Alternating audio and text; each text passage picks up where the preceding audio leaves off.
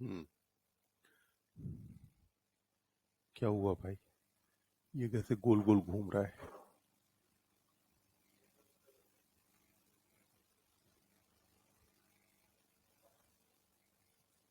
देखो, कल अपन ने बात की थी स्पर्मेटोजेनेसिस के बारे में।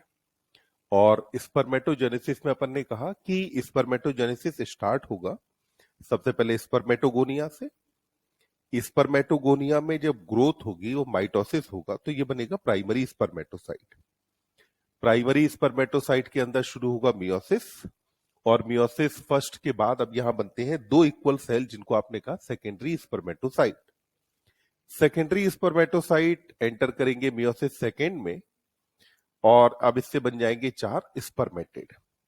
स्पर्मेटेड स्पर्मेटिलियोसिस प्रोसेस के थ्रू कन्वर्ट किसके अंदर हो जाएंगे?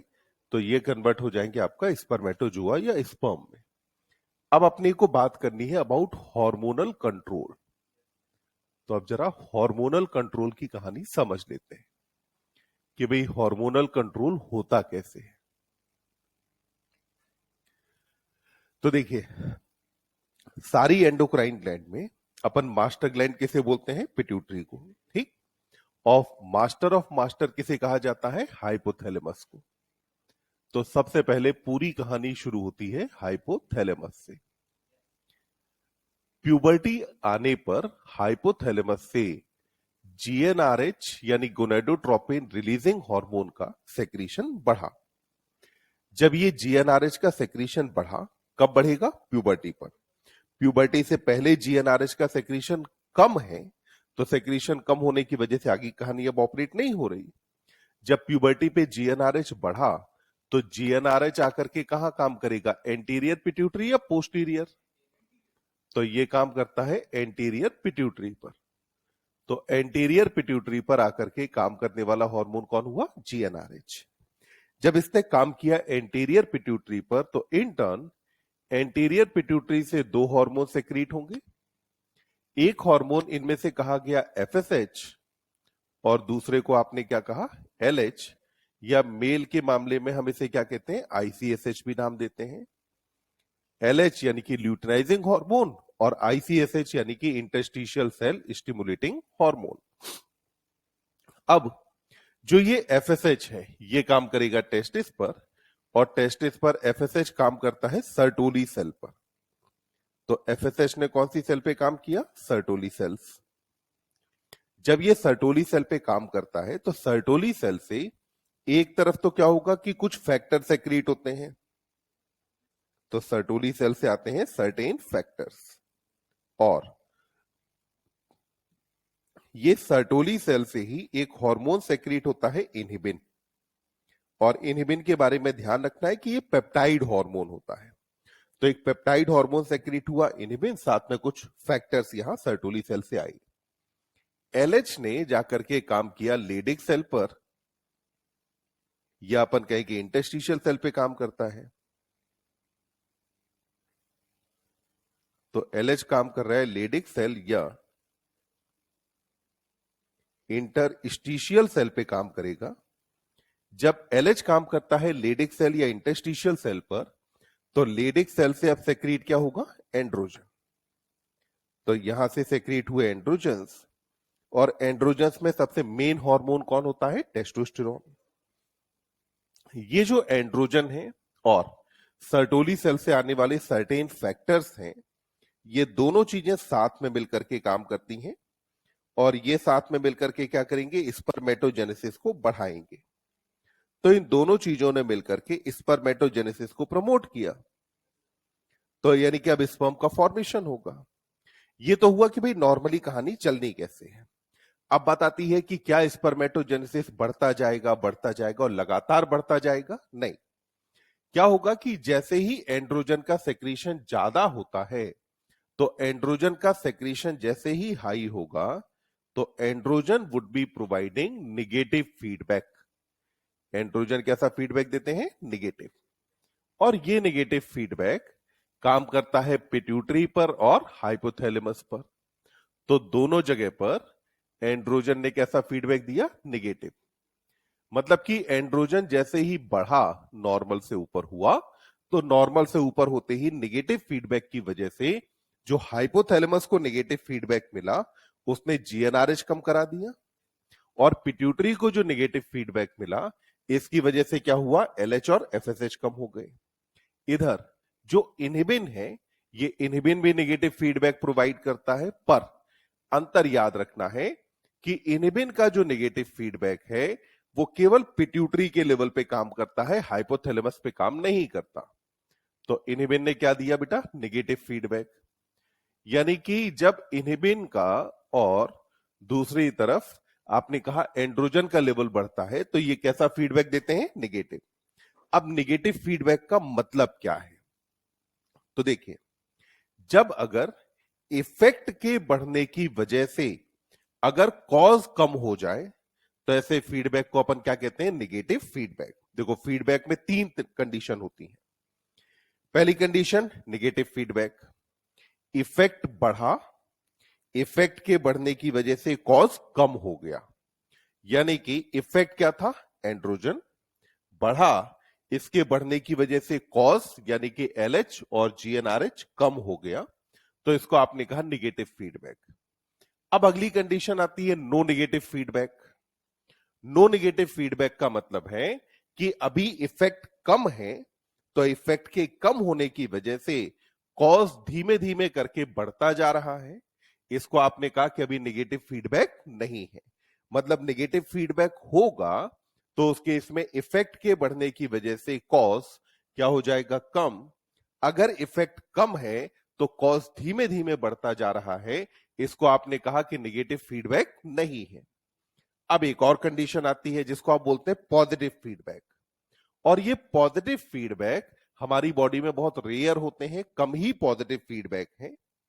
पॉजिटिव फीडबैक का मतलब है अगर इफेक्ट के बढ़ने की वजह से कॉज बहुत ज्यादा बढ़ जाए, इफेक्ट के बढ़ने की वजह से अगर कॉज बहुत ज्यादा बढ़ जाए, बढ़े नहीं, बहुत ज्यादा बढ़ जाए, एकदम एवलांच लाइक कहानी हो कि बहुत तेजी से आया, तो अगर ये बहुत तेजी से बढ़ता है तो हम इसे क्या बोलते हैं, पॉजिटिव फीडबैक कहते हैं।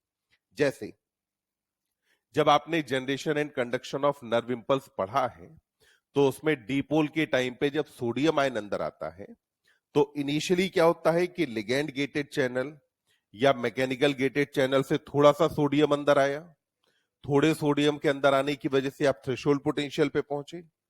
अब उसके बाद सोडियम के वीजीसी ओपन होते हैं और अब बहुत ज्यादा मात्रा में सोडियम अंदर आता है, तो मतलब कि सोडियम का थोड़ा सा अंदर आना जो वोल्टेज गेटेड चैनल को खोल रहा है, वो पॉजिटिव फीडबैक है।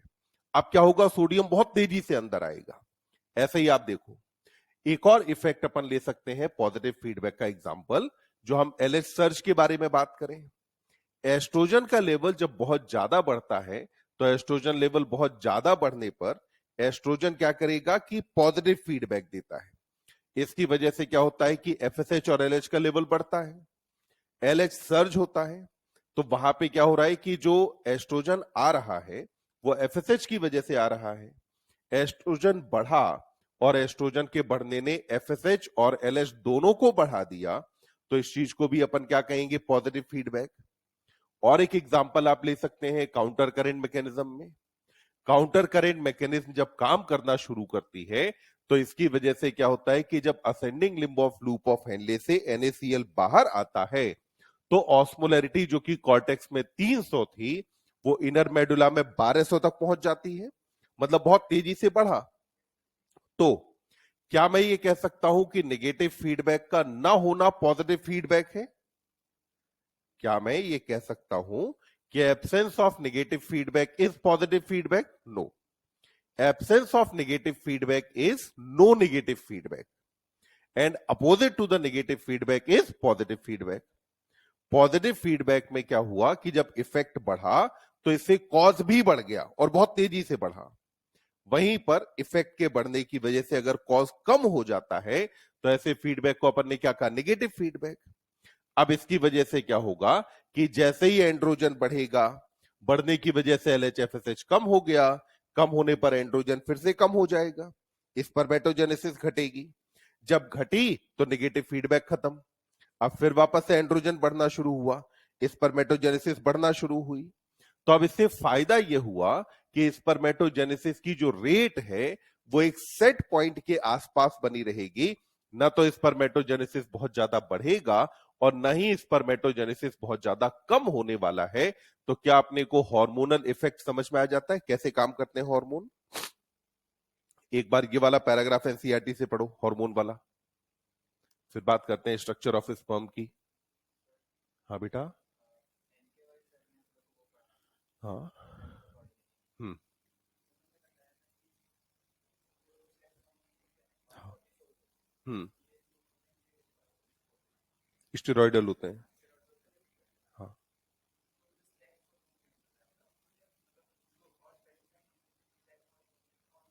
सेक्स हार्मोन का मतलब हुआ मेल के केस में एंड्रोजन, ठीक, फीमेल के केस में एस्ट्रोजन, और एस्ट्रोजन के साथ में प्रोजेस्ट्रोन।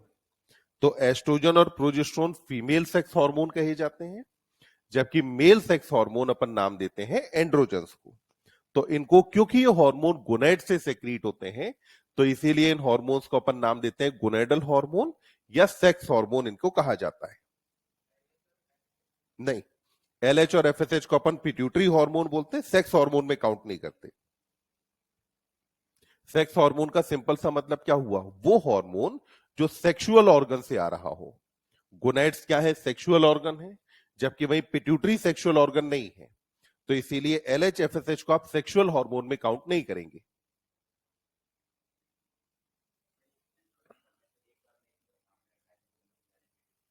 दोनों जगह साथ साथ साइमल्टेनियसली हाइपोथैलेमस पे भी काम करेगा, पिट्यूटरी पे भी काम करेगा, दोनों जगह काम करता है ये।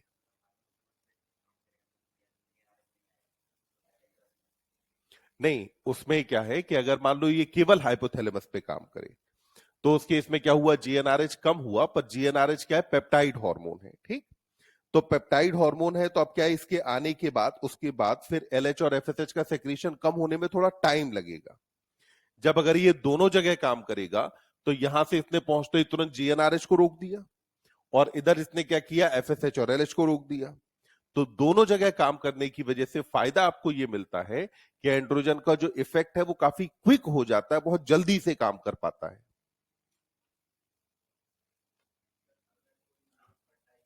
हम्म। फर्टाइल, इनफर्टाइल है, हाँ।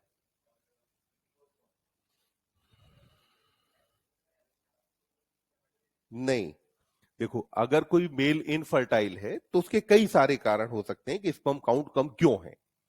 एक कंडीशन हो सकती है कि हो सकता है हाई टेम्परेचर की वजह से कई सारी स्पर्मेटोगोनिया की डेथ हो गई हो।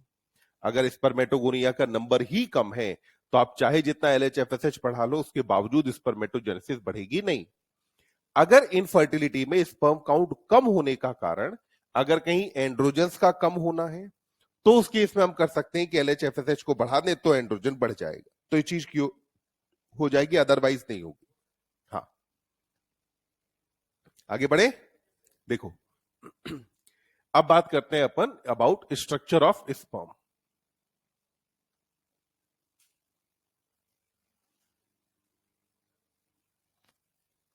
कि भाई स्पर्म के स्ट्रक्चर में कौन कौन सी चीजें अपने को देखने को मिलती हैं। तो अगर हम एक स्पर्म को देखें तो जैसा अपन जानते हैं कि हम इसे डिवाइड करते हैं हेड, नेक, मिडिल पीस और टेल। कितने पार्ट होते हैं इसके अंदर, चार।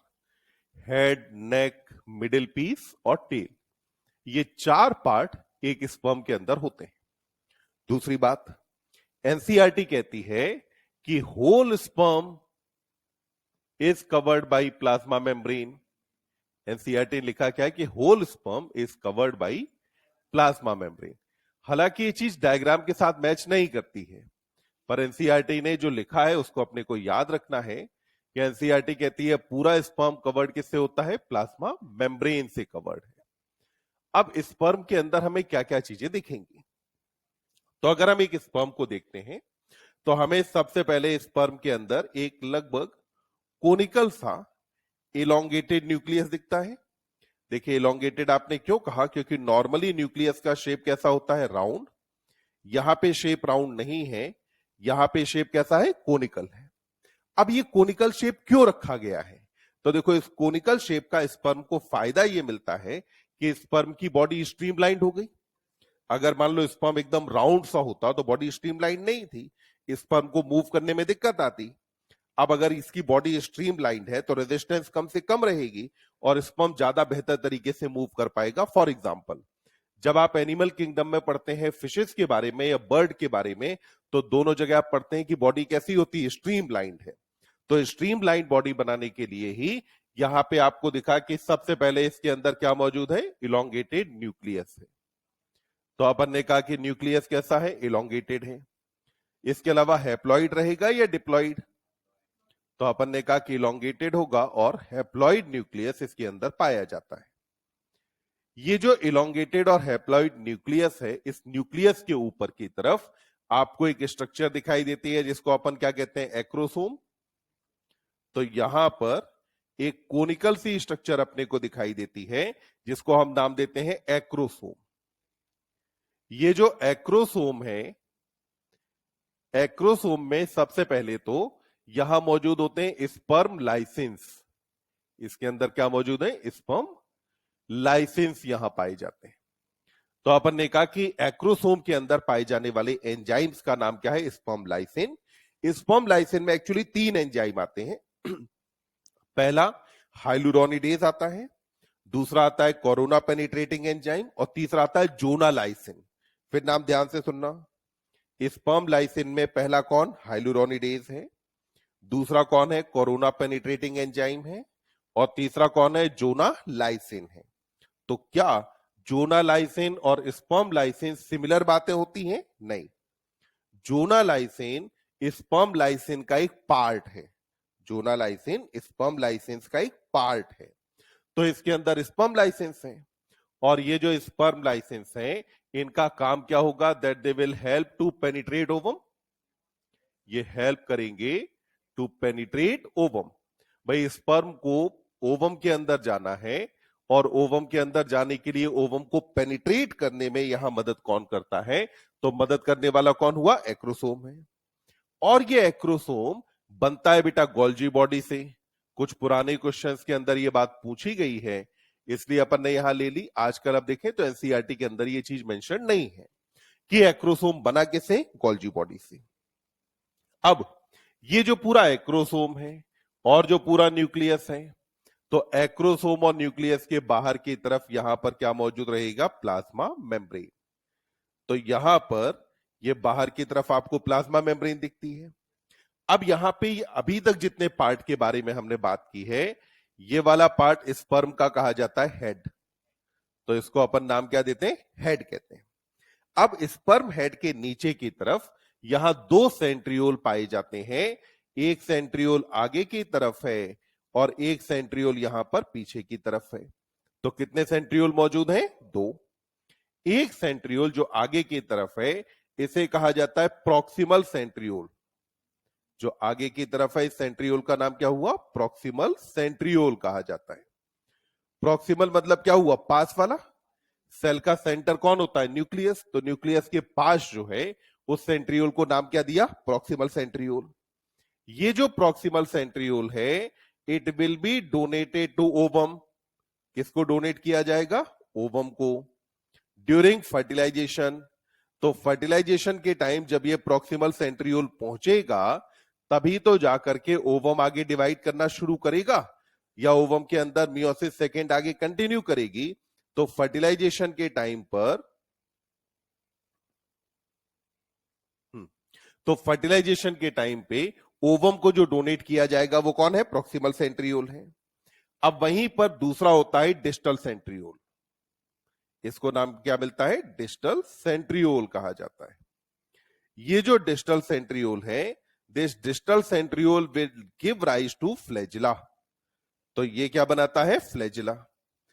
तो स्पर्म के अंदर जो लोकोमोशन होता है, जो मूवमेंट यहां पर हो रहा है, ये किसकी वजह से, फ्लैजिला की वजह से। तो स्पर्म में जो लोकोमोटरी स्ट्रक्चर है उसका डेवलपमेंट किससे होता है, डिस्टल सेंट्रियोल से। अब ये जो डिस्टल सेंट्रियोल वाला पार्ट है, यहां देखो स्पर्म के पास जगह कंपेटिबली कम होगी, तो ये वाला पार्ट कंपेटिबली कैसा हो गया बेटा? नैरो। ये जो नैरो पार्ट है, इस नैरो पार्ट को आप नाम क्या दे देते हैं? नेक। तो ये नैरो वाला पार्ट क्या कहा जाएगा? नेक कह देते हैं हम इसको, कि यहां पे नेक मौजूद है। अब देखिए यहां से आगे अब कंटिन्यू कौन करने वाला है? फ्लैजिला। तो ये फ्लैजिला यहां पर है, और फ्लैजिला अगर है तो इसका मतलब है कि इसके अंदर 9+2 अरेंजमेंट भी होगा माइक्रोट्यूब्यूल का। तो फ्लैजिला में किसका अरेंजमेंट है? 9+2 अरेंजमेंट है माइक्रोट्यूब्यूल का। अब ये जो फ्लैजिला है, इस फ्लैजिला के चारों तरफ यहां पर माइटोकॉन्ड्रिया का एक स्पाइरल शीथ पाई जाएगी, यानी कि स्पाइरल फैशन में यहां माइटोकॉन्ड्रिया अरेंज हैं, जिनका नंबर लगभग 25 से 30 के आसपास होगा। तो अराउंड 25 to 30 यहां पर क्या मौजूद है? माइटोकॉन्ड्रिया है। तो आपने कहा कि ये यहां पे क्या हो गया? माइटोकॉन्ड्रिया। अगर ये माइटोकॉन्ड्रिया यहां पर मौजूद है, तो माइटोकॉन्ड्रिया को ही हम पावर हाउस कहते हैं सेल का। भाई जितनी भी एनर्जी है वो किससे आनी है? माइटोकॉन्ड्रिया से। तो आपने कहा कि ये जो माइटोकॉन्ड्रिया है, ये काम करेगा पावर हाउस की तरह। अब यहां माइटोकॉन्ड्रिया के अलावा थोड़े बहुत अमाउंट में साइटोप्लाज्म भी होगा। अब ये जो माइटोकॉन्ड्रिया की शीथ है, इसके चारों तरफ यहां पर ये आ गई प्लाज्मा मेम्ब्रेन। तो ये प्लाज्मा मेम्ब्रेन यहां पे ऐसे ऐसे कवर कर रही है। अब ये वाला पार्ट वापस से वाइड हुआ। ये पार्ट जो वाइड हुआ, इस पार्ट को अपन नाम देते हैं मिडिल पीस। इसे क्या कहा जाता है? मिडिल पीस नाम देते हैं। तो हमने कहा कि ये वाला पार्ट हो गया मिडिल पीस, और मिडिल पीस के बाद फिर आप देखें आगे की तरफ अब कंटिन्यू कौन करेगा? तो अब यहां से आगे वाले पार्ट को आप कहेंगे टेल। और टेल में आपने कहा कि फ्लैजिला के अराउंड प्लाज्मा मेम्ब्रेन पाई जाएगी, पर लास्ट वाले पार्ट में प्लाज्मा मेम्ब्रेन एनसीईआरटी डायग्राम में दिखाती नहीं है, यानी कि फ्लैजिला का लास्ट वाला पार्ट क्या रहेगा? नेक्ड होगा। अब ये जो पार्ट लास्ट में है, इस लास्ट वाले पार्ट को अपन नाम क्या दे देते हैं? टेल। तो ये लास्ट वाले पार्ट को क्या कहा गया? टेल। और टेल में यहां पर मौजूद क्या है? तो अपन ने कहा कि यहां फ्लैजिला मौजूद है। तो टेल वाले पार्ट के अंदर क्या मौजूद रहेगा? फ्लैजिला है।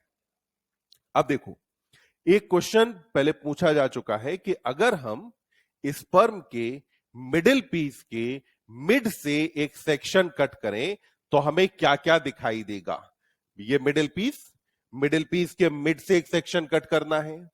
मिडिल पीस के मिड से जब सेक्शन कट किया जाएगा तो उसमें देखो प्लाज्मा मेम्ब्रेन दिखेगी, माइटोकॉन्ड्रिया दिखेगा, और फ्लैजिला दिखाई देगा।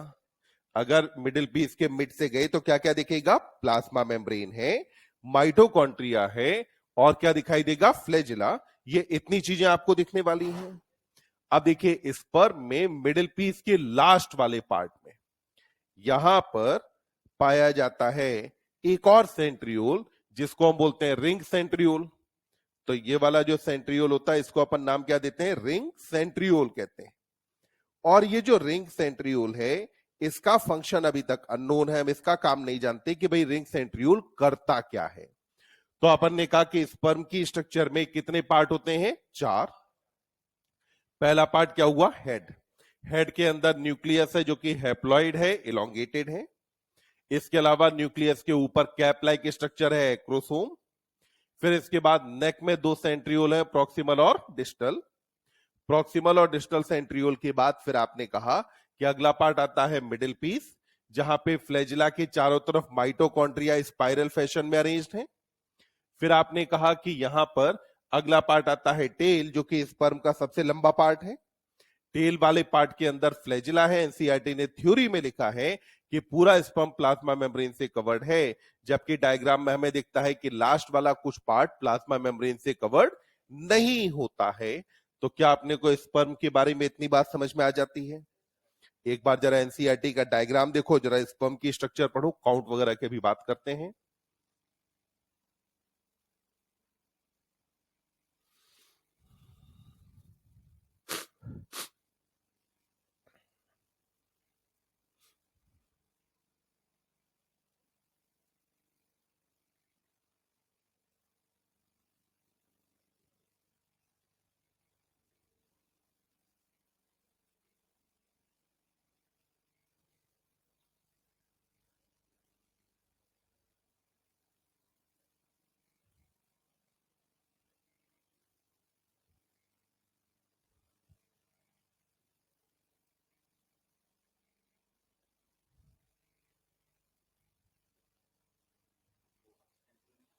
नहीं, ओवम के पास सेंट्रियोल नहीं होता। जो सेंट्रियोल है वो स्पर्म से ही आएगा। वो डीजेनरेट कर जाता है, तभी सेकेंडरी oocyte मेटाफेज सेकंड में अरेस्ट हो जाती है, मेटाफेज सेकंड से आगे नहीं जाती। हाँ, नहीं, जो जायगोट होगा उसमें ये जो प्रॉक्सिमल सेंट्रियोल पहुंचेगा, पहले प्रॉक्सिमल सेंट्रियोल डिवाइड करेगा, अपोजिट एंड्स पे अरेंज होगा। जब ये अपोजिट एंड पे अरेंज होगा तो फिर बनेगी एस्ट्रल रेस, और एस्ट्रल रेस बनने के बाद अब जो मियोसिस सेकंड है वो आगे रिज्यूम करेगी। तो जो सेंट्रियोल अभी हमारे अंदर है वो आया किससे? फादर के स्पर्म से आया है। पर जितनी भी माइटोकॉन्ड्रिया अपने अंदर हैं वो सारी किसकी है? मदर की। माइटोकॉन्ड्रिया के ऊपर पढ़ते हैं ना यूनिपेरेंटल इनहेरिटेंस में, कि सारी माइटोकॉन्ड्रिया केवल मदर से आती हैं।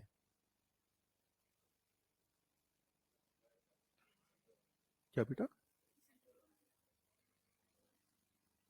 हैप्लॉइड न्यूक्लियस है ना, न्यूक्लियस इसका हैप्लॉइड है। सेंट्रियोल एक थोड़े जो सेंट्रियोल भी तो आगे चल के डिवाइड करता है ना। तो इसमें क्या हुआ कि हैप्लॉइड तो बन गया, हैप्लॉइड बनने के बाद क्या हुआ? इसका जो सेंट्रियोल है वो डिवाइड कर गया। सेंट्रियोल की डिवाइड करने की वजह से ही इसके अंदर है कि फाइनल 3 सेंट्रियोल होते हैं। ये रिंग सेंट्रियोल देखा जरूर जाता है, पर इसका एग्जैक्टली फंक्शन क्या है ये हमको नहीं पता, ये करता क्या है। और ना एनसीईआरटी रिंग सेंट्रियोल का नाम वाम लेती है, एनसीईआरटी सिंपली बताती है बस यहां 2 सेंट्रियोल होते हैं। अब यहां देखो आगे, आगे बेटा एनसीईआरटी ने कहा है कि एक क्वाइटस में, ड्यूरिंग वन क्वाइटस, क्वाइटस का मतलब क्या हुआ? Sexual intercourse. How many sperms are released? तो हमने कहा around 200 to 300 million sperms are released. तो कितने स्पर्म रिलीज हुए? 200 to 300 million sperms are released. अब यहां पे एक प्रश्न आता है कि भाई ओवम तो एक ही है, तो आखिर स्पर्म के इतने ज्यादा काउंट की जरूरत क्यों है? तो जरूरत इसलिए है क्योंकि फीमेल रिप्रोडक्टिव ट्रैक्ट में लैक्टोबैसिलस बैक्टीरिया मौजूद है। उस बैक्टीरिया की वजह से मीडियम है एसिडिक, एसिडिक मीडियम में कई सारे बैक्टीरिया, कई सारे स्पर्म की डेथ हो जाएगी। अब उसके बाद क्या होगा कि जब ये स्पर्म आगे मूव करेगा तो मूव करने पे ऊपर फेलोपियन ट्यूब भी कितनी है? 2, और दोनों में से किसी एक के अंदर ओवम होगा। तो अब जितने स्पर्म पहुंचेंगे उनमें से भी आधे आधे को बट जाना है। तो फाइनली होता है कि एक ओवम के पास जो स्पर्म पहुंच पाते हैं उनका नंबर लगभग 100 के आसपास होता है। तो अगर इतना ज्यादा स्पर्म काउंट ना हो तो उस केस में फर्टिलिटी को इंश्योर नहीं किया जा सकता है। तो एसिडिक मीडियम वगैरह की वजह से स्पर्म काउंट क्या रहेगा? ज्यादा। अब एनसीईआरटी कहती है ये जो 200 से 300 मिलियन है, कहा कि इसका जो 60% है, 60% का होना चाहिए नॉर्मल शेप एंड साइज। क्या होना चाहिए? नॉर्मल शेप एंड साइज होना चाहिए। तो हमने कहा कि इनका जो शेप एंड साइज है वो कैसा होना चाहिए? नॉर्मल। अगर मैं कह रहा हूं कि 200 टू 300 मिलियन स्पर्म में से 60%, तो अगर मैंने 60% कहा तो इसका मतलब हुआ कि लगभग 120 से लेकर के 180 मिलियन पे अपन आ गए। कितने पे आ गए? 120 से 180 मिलियन पे। अब हमने कहा कि ये जो 60% है जिनका शेप एंड साइज नॉर्मल है, इनमें से कम 40%, किसका? इसका 40%। तो इसका जो 40% हो, इस 40% में होनी चाहिए विग्रस मोटिलिटी। इस 40% को क्या शो करना है? Vigorous motility. विग्रस मतलब कम या बहुत ज्यादा? बहुत ज्यादा। तो बहुत ज्यादा मोटिलिटी शो करनी है। अब देखो 120 का 40% कितना होगा? तो 12 चौके कितना हुआ? 48। और फिर 18 चौके कितना हुआ? 52। नहीं, कितना होगा? 18 चौके कितना होता है? 18 36, 18 3 54, 18 चौके 72, लगभग 72। तो 48 टू 72 मिलियन स्पर्म ऐसे हो जिन स्पर्म का के अंदर नॉर्मल शेप एंड साइज भी हो और ये विग्रस मोटिलिटी भी शो करते हो। अब यह स्टेटमेंट वापस से समझिएगा, एनसीईआरटी ने यह नहीं कहा है कि जितने स्पर्म हैं इनमें से 60% का नॉर्मल शेप एंड साइज हो और 40% विग्रस मोटिलिटी शो करते हो। नहीं, एनसीईआरटी कहती है कि जो टोटल स्पर्म है उसका 60% का शेप एंड साइज क्या हो, नॉर्मल। और जिन 60% का शेप एंड साइज नॉर्मल है, उनका जो 40% है, उनका वो जो 40% है वो क्या शो करता हो, विग्रस मोटिलिटी। यानी कि ये जो 48% आया, ये 48% अगर आप देखें तो एग्जैक्ट 48 मिलियन कितना है, एग्जैक्टली लगभग 24% है। ये कितना है, 24%। यानी कि स्टेटमेंट को ऐसे भी घुमाया जा सकता है कि फॉर नॉर्मल फर्टिलिटी कम से कम 24% स्पर्म ऐसे हो जिनका शेप एंड साइज भी नॉर्मल हो और जो विग्रस मोटिलिटी भी शो करते हो। तो देखो पढ़ो, इसमें लिखा है ना कि जो 60% of them must have normal shape and size and 40% of them करके लिखा है। ऑफ देम का मतलब क्या हुआ, वो जो 60% है उसका 40%। तो इस 40% के अंदर क्या होनी चाहिए, विग्रस मोटिलिटी। अगर ऐसा है तो उस केस में क्या बनी रहेगी बेटा, नॉर्मल फर्टिलिटी। तो भाई नॉर्मल फर्टिलिटी के लिए क्या आवश्यक है, क्या चाहिए, तो आपने कहा कि नॉर्मल फर्टिलिटी के लिए जरूरी है कि 60% का शेप एंड साइज नॉर्मल हो और इसमें से 40% ऐसे हो जो कि विग्रस मोटिलिटी शो करते हो। अब देखो, सेक्रीशन ऑफ सेमाइनल वेसाइकिल,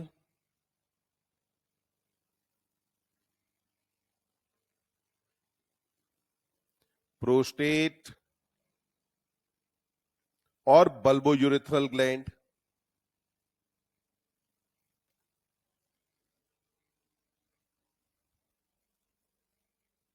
इनको मिला करके अपन नाम क्या देते हैं बेटा, सेमाइनल प्लाज्मा। तो इसके सेक्रीशन को मिला करके आप क्या कहते हैं, सेमाइनल प्लाज्मा। तो सेमाइनल प्लाज्मा के अंदर कितनी चीजों का सेक्रीशन है, 3। सेमाइनल वेसाइकिल है, प्रोस्टेट है और बल्बोयूरेथ्रल या काउपर्स ग्लैंड है। सेमाइनल प्लाज्मा प्लस स्पर्म, तो सेमाइनल प्लाज्मा के साथ जब आप स्पर्म को कंबाइन करेंगे तो सेमाइनल प्लाज्मा और स्पर्म मिलकर के क्या बना देते हैं, सीमेन। यानी कि क्या सेमाइनल प्लाज्मा में स्पर्म मौजूद है, नहीं। सेमाइनल प्लाज्मा में स्पर्म नहीं है, जिस चीज को आप सेमाइनल प्लाज्मा कहते हैं उसमें स्पर्म नहीं है। स्पर्म किसके अंदर है, सीमेन में। और सीमेन में सेमाइनल प्लाज्मा के अलावा क्या होता है, स्पर्म। सेमाइनल प्लाज्मा लगभग लगभग बनाता है 90%, जबकि स्पर्म लगभग कितना बनाएगा, 10% के आसपास इसमें स्पर्म बनाता है। और दोनों चीजों के सेक्रीशन को मिलाकर के अपन नाम क्या दे देते हैं, सीमेन नाम देते हैं। तो एक बार देखो, यहां तक की बात अपने को समझ में आ गई पूरी कि नहीं।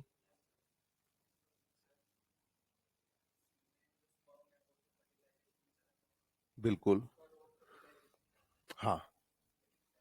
सेमाइनल प्लाज्मा में फ्रक्टोज था, स्पर्म को मूव करने के लिए एनर्जी चाहिए। कैल्शियम था, अगर फ्लैजिला में मूवमेंट कराना है तो कैल्शियम चाहिए। हमने कहा था कि सीमेन फीमेल रिप्रोडक्टिव ट्रैक्ट में जाके पहले कोएगुलेट करता है, फिर इसे डिसॉल्व करना है तो एंजाइम्स की जरूरत है।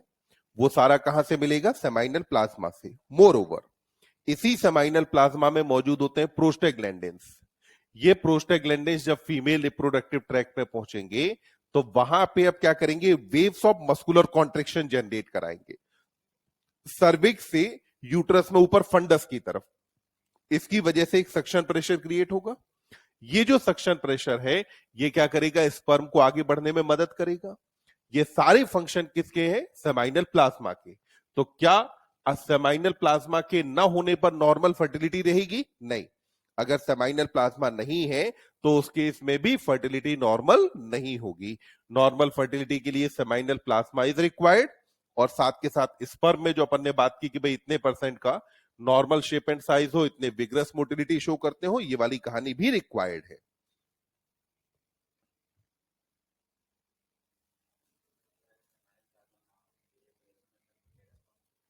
हाँ, अगर सेमाइनल प्लाज्मा नहीं होगा तो सबसे पहले यूरिथ्रा ही एसिडिक है। यूरिथ्रा से जब स्पर्म पास करेगा तभी स्पर्म की डेथ हो जाएगी, स्पर्म डैमेज हो जाएंगी क्योंकि यूरिथ्रा का ल्यूब्रिकेशन नहीं हो पाया।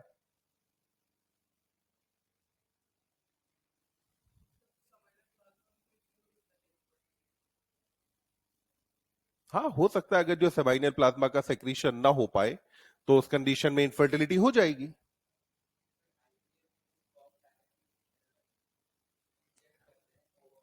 हाँ, नहीं, तब सेमाइनल प्लाज्मा की आवश्यकता इसलिए नहीं है क्योंकि आप तब क्या कर रहे हैं कि इन विट्रो फर्टिलाइजेशन के केस में आप डायरेक्टली स्पर्म को ओवम तक पहुंचा रहे हैं।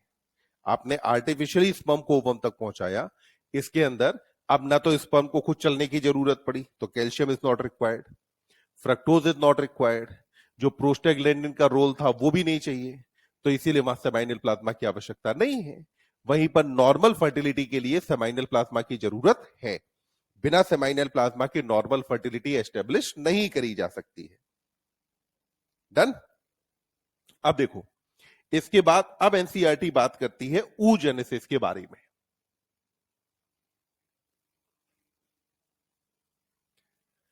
oogenesis का मतलब क्या हुआ? तो फॉर्मेशन ऑफ ओवम को हम क्या कहते हैं? oogenesis कहते हैं। जब आप oogenesis की बात करते हैं तो आपको साइमल्टेनियसली एनसीईआरटी दो बातें पढ़ा रही होती है। एक तरफ तो एनसीईआरटी आपको oogenesis पढ़ाती है और साथ के साथ एनसीईआरटी आपको बताती है अबाउट फॉलिकुलर डेवलपमेंट। तो दोनों चीजों के बारे में अपन साथ साथ समझते चलेंगे। देखो, सबसे पहले यहां पे ओवम मदर सेल जो है, इस ओवम मदर सेल का नाम क्या है बेटा? उगोनिया।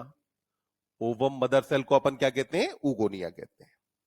ये जो उगोनिया है, इसके बारे में कहा कि जितनी भी उगोनिया है, all are formed during embryonic life. जितनी भी हैं सारी कब बन जाती हैं? एम्ब्रियोनिक लाइफ में। तो हमने कहा कि साहब एम्ब्रियोनिक लाइफ में ही सारी उगोनिया का फॉर्मेशन हो जाता है। अगर मैं कह रहा हूं कि एम्ब्रियोनिक लाइफ में सारी उगोनिया बन जाती है, तो क्या एम्ब्रियोनिक लाइफ के बाद उगोनिया का फॉर्मेशन होता है? नहीं, एम्ब्रियोनिक लाइफ के बाद उगोनिया का फॉर्मेशन नहीं होगा। क्या स्पर्मेटोगोनिया बनते रहते हैं? हाँ, हमने कहा था माइटोसिस होगा और माइटोसिस की वजह से दो सेल बनी थी, दो में से एक वापस से स्पर्मेटोगोनिया रह जाएगी।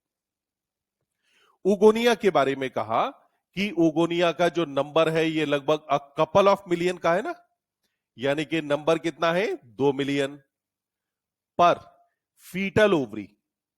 तो हर एक फीटल ओवरी के अंदर इसका नंबर लगभग कितना है? 2 मिलियन है। अगर हर एक फीटल ओवरी के अंदर इसका नंबर 2 मिलियन है, तो इसका मतलब हुआ कि टोटल मिलाकर के इसका नंबर कितना हो गया? 4 मिलियन के आसपास उगोनिया यहां पे है। अब ये जो उगोनिया है एम्ब्रियोनिक लाइफ में ही, एम्ब्रियोनिक लाइफ में अब उगोनिया ने क्या किया कि अब इसका नंबर तो बढ़ना नहीं है, यह अब एंटर करेगा मियोसिस फर्स्ट में।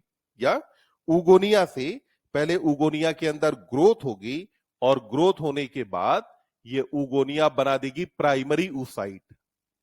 उगोनिया में क्या हुआ? ग्रोथ हुई और ग्रोथ होने के बाद अब इससे क्या बना? प्राइमरी oocyte बन गई। तो उगोनिया ने ग्रोथ करने के बाद बना लिया प्राइमरी oocyte। ये जो प्राइमरी oocyte यहां पर बने, इस प्राइमरी oocyte ने अब एंटर कहां किया? मियोसिस फर्स्ट में। तो प्राइमरी oocyte ने एंटर कहां किया बेटा? मियोसिस फर्स्ट में एंटर किया। ये जो मियोसिस फर्स्ट में एंटर किया है, क्या ये मियोसिस कंप्लीट हो जाएगी? नहीं। तो ये मियोसिस जो है कौन से स्टेज पर अरेस्ट होने वाली है? तो अपन ने कहा कि it is arrested eight prophase first. तो कौन से फेज में अरेस्ट हो जाती है बेटा? प्रोफेज 1 में अरेस्ट हो जाती है। सेल डिवीजन के अंदर अपन ने पढ़ा है कि डिप्लोटीन स्टेज में जाकर के अरेस्ट हो जाएगी। तो प्रोफेज फर्स्ट में भी और डिटेल अगर पूछ ले तो डिप्लोटीन पे अपन आंसर लगाएंगे कि भाई डिप्लोटीन स्टेज में अरेस्ट होती है। अब जब ये प्रोफेज फर्स्ट में अरेस्टेड है, तो अरेस्टेड कौन है? Primary oocyte। कौन अरेस्टेड है? Primary oocyte। यहीं पर साथ में हम बात कर लेते हैं अबाउट फॉलिकुलर डेवलपमेंट, कि भाई फॉलिकल का डेवलपमेंट होता कैसे।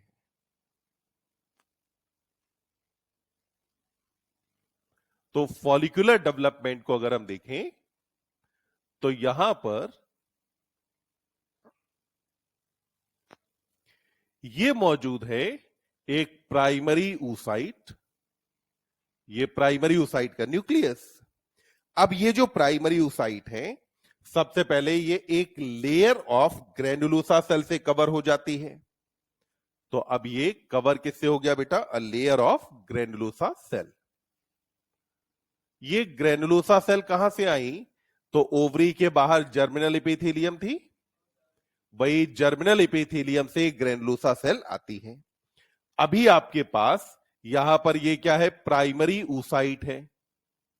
ये क्या है? प्राइमरी ऊसाइट है। प्राइमरी ऊसाइट के बाहर की तरफ ग्रेनुलोसा सेल की कितनी लेयर मौजूद है? एक। और ग्रेनुलोसा सेल आई कहां से है? जर्मिनल एपिथेलियम से।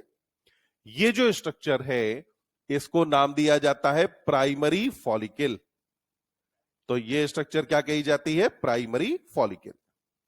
अब देखो, एम्ब्रियोनिक लाइफ में प्राइमरी फॉलिकल इनिशियली कितनी बनी होंगी? 2 मिलियन। सारी की सारी प्राइमरी फॉलिकल बन गई। अब ये जो प्राइमरी फॉलिकल है, ये प्राइमरी फॉलिकल आफ्टर बर्थ और टिल प्यूबर्टी, तो प्यूबर्टी तक जो प्राइमरी फॉलिकल है उसका नंबर रह जाता है लगभग 60,000 से 80,000 के आसपास। तो आपने कहा कि नंबर लगभग 60,000 से 80,000, क्या मैं कहूं फीटल ओवरी? फीटल ओवरी कहेंगे? नहीं। अब यहां जो आप बात कर रहे हैं वो आप बात कर रहे हैं प्यूबर्टी पर। तो प्यूबर्टी पर जो ओवरी हो फीटल ओवरी नहीं है। फीटल ओवरी का मतलब क्या हुआ? फीटस की ओवरी। यहां आपने जो बात की अब 60,000 से 80,000, ये नंबर किसके अंदर रह गया? प्यूबर्टी के टाइम। इसका मतलब हुआ कि पहले जो नंबर 20 लाख था वो 20 लाख से घट करके नंबर कितना रह गया? 60 से 80,000। ये जो फॉलिकल है ये डीजनरेट हुई। फॉलिकल के इस डीजनरेशन को नाम दिया जाता है फॉलिकुलर अट्रेसिया। क्या बोलते हैं? फॉलिकुलर अट्रेसिया कहते हैं। और ये फॉलिकुलर अट्रेसिया में जितनी फॉलिकल डीजनरेट होती है उनका फेगोसाइटोसिस हो जाता है, वो हो जाती है खत्म। ये एक काइंड ऑफ नेचुरल सिलेक्शन है कि जितनी यहां पे बनी है प्राइमरी फॉलिकल, उनमें से केवल जो बेस्ट प्राइमरी फॉलिकल है वही आगे सरवाइव करे, बाकी प्राइमरी फॉलिकल्स को एलिमिनेट कर दिया जाए। अगर आप स्पर्म के मामले में भी देखें तो वहां भी तो एक नेचुरल सिलेक्शन ही ऑपरेट हो रहा है कि जो 200 से 300 मिलियन स्पर्म बने उनमें से केवल 48 मिलियन है जो क्वालिफाई करते हैं फर्टिलिटी के लिए, और उन 48 मिलियन में से भी एक स्पर्म है जो सबसे पहले ओवम तक अप्रोच करेगा, वही जाके फर्टिलाइजेशन करेगा। तो यहां पे भी वही काम किया जा रहा है कि जो सबसे बेहतर जो प्राइमरी फॉलिकल है केवल वही सरवाइव करे। तो जब भी अगर बात आएगी प्राइमरी फॉलिकल की, तो बोलो प्राइमरी फॉलिकल का कैरेक्टर क्या हुआ? कि प्राइमरी फॉलिकल में क्या है? प्राइमरी oocyte है and it is surrounded by a single layer of granulosa cell. तो ग्रेनुलोसा सेल की लेयर कितनी हुई? एक। बात क्लियर? अब बताओ, क्या प्राइमरी oocyte और प्राइमरी फॉलिकल सिनोनिमस टर्म्स होती हैं? नहीं। Primary oocyte plus granulosa cell की लेयर को मिला करके आप क्या नाम देते हैं? प्राइमरी फॉलिकल कहते हैं। अब ये जो 60,000 से 80,000 बची हैं ओवरी में, इनमें से क्या होगा कि हर मेंस्ट्रुअल साइकिल में लगभग 10 से 12 प्राइमरी फॉलिकल का डेवलपमेंट शुरू होने वाला है। ठीक? तो अपन ने कहा कि इनमें से लगभग 10 से 12 प्राइमरी फॉलिकल का आगे डेवलपमेंट शुरू होगा, और जो ये प्राइमरी फॉलिकल का डेवलपमेंट शुरू हुआ है इनमें से 10 से 12 पर साइकिल अपन ले लें, तो हर एक साइकिल के अंदर कितने एंटर करेंगे? 10 से 12। जो ये 10 से 12 प्राइमरी फॉलिकल हैं इनका डेवलपमेंट शुरू होता है, और अब ये बनाएंगे सेकेंडरी फॉलिकल। सेकेंडरी फॉलिकल में देखो, क्या हमने अभी कहा कि मियोसिस फर्स्ट आगे बढ़ी? नहीं। तो इसका मतलब है कि अभी भी क्या रहेगा? प्राइमरी oocyte ही यहां मौजूद है। ये प्राइमरी oocyte के बाहर अभी तक ग्रेनुलोसा सेल की लेयर कितनी थी? एक। अब ये ग्रेनुलोसा सेल माइटोसिस के थ्रू डिवाइड करती हैं, और जब ये ग्रेनुलोसा सेल डिवाइड करेंगे माइटोसिस के थ्रू, तो अब यहां ग्रेनुलोसा सेल की लेयर बन जाएंगी कई सारी। तो जब अगर आपको प्राइमरी oocyte के चारों तरफ ग्रेनुलोसा सेल की कई सारी लेयर्स अगर दिखाई दें, तो इस स्टेज को क्या नाम दिया जाता है? Secondary follicle. सेकेंडरी oocyte नहीं कहेंगे, क्या बोलेंगे? Secondary follicle. तो अब यहां डेवलपमेंट हुआ सेकेंडरी फॉलिकल का। और जो सेकेंडरी फॉलिकल है, इसके चारों तरफ अब एक लेयर का डिपोजिशन हो जाता है जिसको हम बोलते हैं थीका लेयर। तो इसके चारों तरफ एक लेयर का डिपोजिशन हो जाता है जिसको अपन क्या कहते हैं? Theca layer. मतलब प्राइमरी और सेकेंडरी फॉलिकल में अंतर, दोनों में प्राइमरी oocyte ही पाई जाती है। प्राइमरी फॉलिकल में ग्रेनुलोसा सेल की एक लेयर है, जबकि सेकेंडरी में कई सारी लेयर हैं। प्राइमरी फॉलिकल में थीका लेयर नहीं होती, जबकि सेकेंडरी फॉलिकल के अंदर थीका लेयर पाई जाती है। तो यहां पर आपने कहा कि बाहर ये लेयर कौन सी बन गई बेटा? Theca layer. अब ये थीका लेयर आगे चल के डिफरेंशिएट होगी, जो हम बात करेंगे। यहां पे ये ग्रेनुलोसा सेल्स हैं, और जो ग्रेनुलोसा सेल्स हैं इनकी लेयर एक है क्या? नहीं। तो हमने कहा ग्रेनुलोसा सेल की मैनी लेयर्स, तो कई सारी लेयर्स ऑफ ग्रेनुलोसा सेल पाई जाती हैं। और अंदर की तरफ अभी यहां पर मौजूद कौन है? ये प्राइमरी oocyte ही है। तो अपन ने कहा कि ये क्या है? प्राइमरी oocyte है। जो स्ट्रक्चर बनी उसे अब क्या कहा जाता है? Secondary follicle. तो ये बन गई यहां पे सेकेंडरी फॉलिकल। क्या आपने कोई यहां तक की बात समझ में आई? अब देखो आगे, जो सेकेंडरी फॉलिकल है अब उसका आगे डेवलपमेंट होना है, और जब डेवलपमेंट होगा तो अब इससे बनने वाली है टर्शरी फॉलिकल। ठीक। टर्शरी फॉलिकल के बारे में पहली बात जो याद रखनी है कि टर्शरी फॉलिकल स्टेज में ही मियोसिस फर्स्ट कंप्लीट हो जाता है, और मियोसिस फर्स्ट के कंप्लीट होने पर यहां अनइक्वल साइटोकाइनेसिस होता है, जिसकी वजह से एक बड़ी सेल बनती है जिसे कहा जाता है सेकेंडरी oocyte, और एक छोटी सेल बनती है जिसको अपन नाम देते हैं फर्स्ट पोलर बॉडी। तो अब इसमें क्या हुआ? अनइक्वल साइटोकाइनेसिस की वजह से अपन ने कहा कि यहां पर क्या बना? तो अपन ने कहा कि इसके अंदर हो गई बेटा अब ये सेकेंडरी oocyte। तो यहां पे क्या मौजूद है? Secondary oocyte। अब जरा देखो, पहले इसी कहानी को कंप्लीट कर लेते हैं। हमने कहा कि ये अरेस्टेड कहां था? प्रोफेज फर्स्ट में। ठीक। अब प्रोफेज फर्स्ट में जब अरेस्टेड था, तो अब उसके बाद जब ये सेल डिवीजन कंटिन्यू करेगा, तो सेल डिवीजन के कंटिन्यू करने पर साइटोकाइनेसिस यहां इक्वल या अनइक्वल? अनइक्वल साइटोकाइनेसिस हुई। क्या फायदा मिला इसका? कि जो बल्क ऑफ साइटोप्लाज्म था वो किसके पास रह गया? सेकेंडरी oocyte के पास।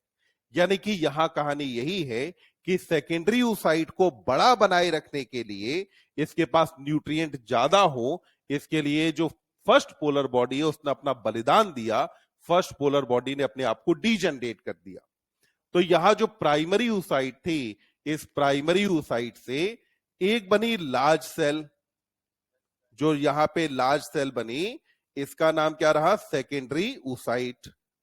तो जो लार्ज सेल यहां बनी, इसको आपने क्या नाम दे दिया? सेकेंडरी oocyte कहा। वहीं पर एक यहां छोटी यानी कि टाइनी सेल बनी, और जो टाइनी सेल यहां पर बनी, इसको आपने कहा कि ये बन गया पोलर बॉडी फर्स्ट। तो क्या बना? Polar body first. अगर ये इक्वल साइटोकाइनेसिस होता तो क्या ये लार्ज और ये टाइनी बनता? नहीं।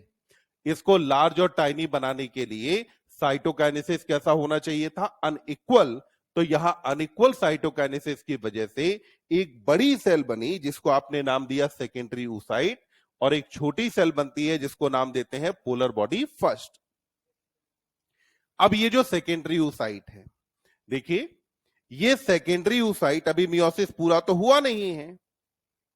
तो सेकेंडरी oocyte जो है ये एंटर करती है मियोसिस सेकेंड में। इसने एंटर कहां किया? मियोसिस सेकेंड में। But it will be arrested eight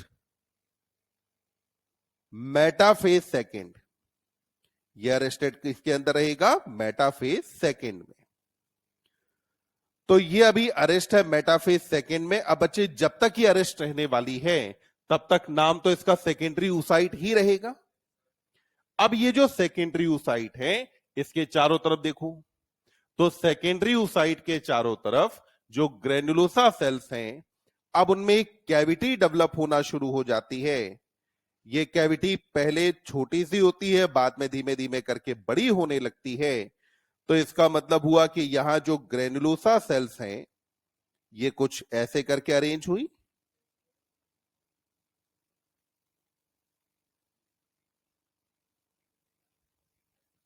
और इनके ऐसे अरेंज होने की वजह से अब यहां बीच में क्या रह गई? एक कैविटी। जब ये कैविटी बन जाए तो अब आप इस स्टेज को क्या नाम देते हैं? Tertiary follicle. तो टर्शरी फॉलिकल में आपको यहां एक कैविटी दिखाई देती है, जिस कैविटी को नाम मिलता है एंट्रम। इस कैविटी को अपन क्या बोलते हैं? एंट्रम, या इसे कहा जाता है लिकर फॉलिकुली। इसे क्या बोलते हैं? सॉरी, एंट्रम में जो फ्लूइड भरा है, फ्लूइड को नाम मिलता है लिकर फॉलिकुली। एनसीईआरटी नाम नहीं लिया, छोड़ देते हैं। तो एक फ्लूइड फिल्ड कैविटी बनी जिसको नाम दिया गया एंट्रम। तो एंट्रम के बारे में ध्यान रखना है कि एम्प्टी है या फ्लूइड फिल्ड है। तो हम कहेंगे कि ये क्या होती है? फ्लूइड फिल्ड है। तो फ्लूइड फिल्ड कैविटी बनी जिसको नाम मिला एंट्रम। अब यहां सेकेंडरी और टर्शरी फॉलिकल में पहला जो अंतर मुझे दिखा कि टर्शरी फॉलिकल में सेकेंडरी ऊसाइट होती है, जबकि सेकेंडरी फॉलिकल में प्राइमरी ऊसाइट है। टर्शरी फॉलिकल में एक कैविटी है, जबकि सेकेंडरी फॉलिकल में कैविटी नहीं है। टर्शरी फॉलिकल में जो थीका लेयर है ये भी डिफरेंशिएट हो जाती है, और थीका लेयर डिफरेंशिएट होकर के अंदर की तरफ एक सेक्रेटरी सेल की लेयर बनाती है जिसको नाम मिलता है थीका इंटरना, और बाहर की तरफ कुछ फाइब्रोब्लास्ट लाइक सेल्स होती हैं, और ये जो फाइब्रोब्लास्ट लाइक सेल्स की लेयर है उसको नाम मिलता है थीका एक्सटर्ना। तो सेक्रेटरी सेल कहां है? अंदर की तरफ, जिसको आप नाम देंगे थीका इंटरना, और बाहर की तरफ यहां पर फाइब्रोब्लास्ट लाइक सेल्स अरेंज हो जाती हैं। ये जो फाइब्रोब्लास्ट लाइक सेल्स यहां पे अरेंज हुई, इसको अपन ने नाम क्या दे दिया? थीका एक्सटर्ना कहा। तो ये कौन हो गया? थीका एक्सटर्ना है। तो कितनी लेयर बन गई यहां? दो। अंदर की तरफ बनी थीका इंटरना, जबकि बाहर की तरफ बना थीका एक्सटर्ना। तो आप देखो, हमने कहा कि बाहर ये जो लेयर है इसको नाम दिया थीका एक्सटर्ना, और ये जो थीका एक्सटर्ना है इसके बारे में मैंने कहा कि फाइब्रोब्लास्ट लाइक सेल्स है।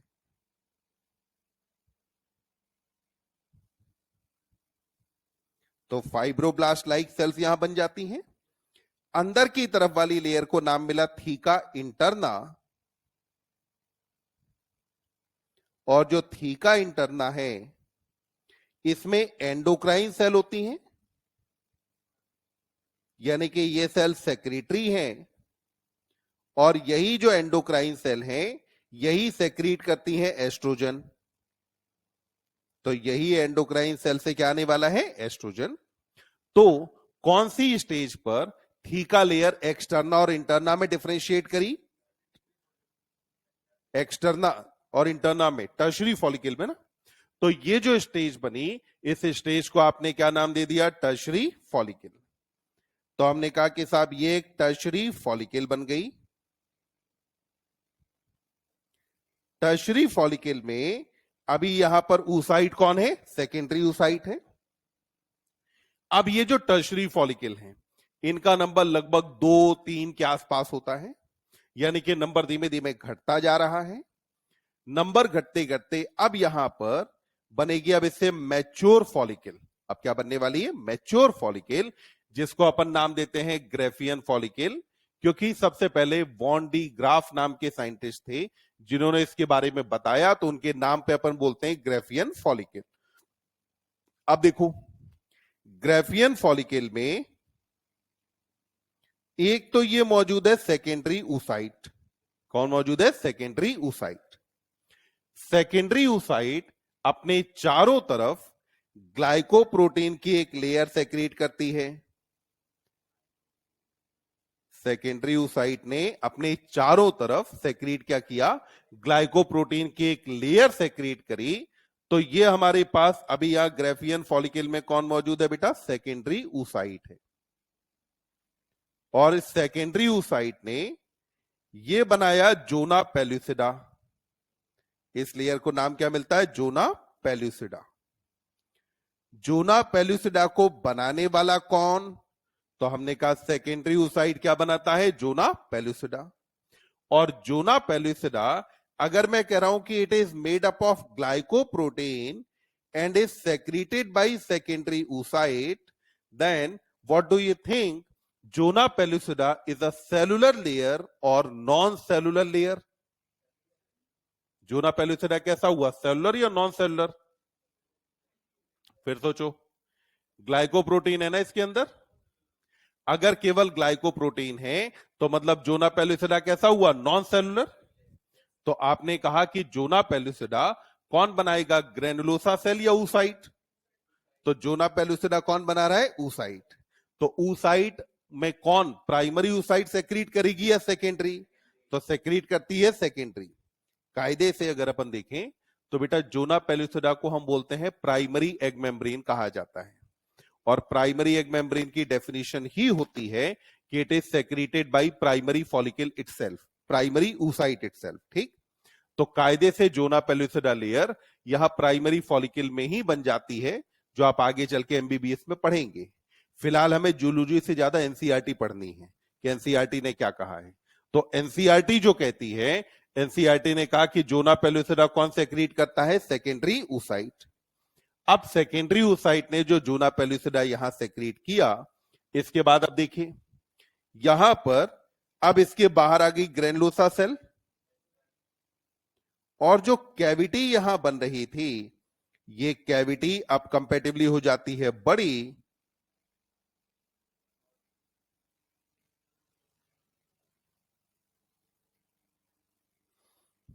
और ये कैविटी इतनी बड़ी हो जाती है कि अब इसके बाद जो ये पूरा सेकेंडरी oocyte है, it is push toward the periphery. तो ये किधर चली गई? पेरिफेरी की तरफ। पहले आप ध्यान दो, टर्शरी फॉलिकल तक लगभग कहां था? सेंटर में। जबकि अब ये कहां जा रही है? पेरिफेरी की तरफ चली गई। तो आपने कहा कि अब ये पहुंच गई पेरिफेरी की तरफ।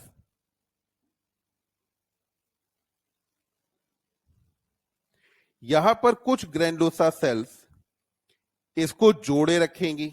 ठीक, एकदम बीच में तो नहीं छोड़ सकते। कुछ ग्रेनुलोसा सेल ने क्या है? साइड में इसको जोड़ करके रखा है। तो हमने कहा कुछ ग्रेनुलोसा सेल्स इसे साइड में जोड़े रखती हैं। जो स्ट्रक्चर बन रही है इसको कमलस ऊफोरस कहा जाता है, पर अपन नाम पे नहीं जाते, जो एनसीईआरटी में नहीं है वो अपने मतलब का नहीं। तो अपन ने कहा कि अब यहां पे अपने को क्या क्या दिखा? तो हमें दिखाई दिया कि यहां जो एंट्रम है वो अब पहले से और क्या हो गया? बड़ा। एंट्रम अब पहले से और ज्यादा बड़ा है। यहां पर जो अंदर की तरफ आपका मौजूद था थीका इंटरना, वो थीका इंटरना ये रहा।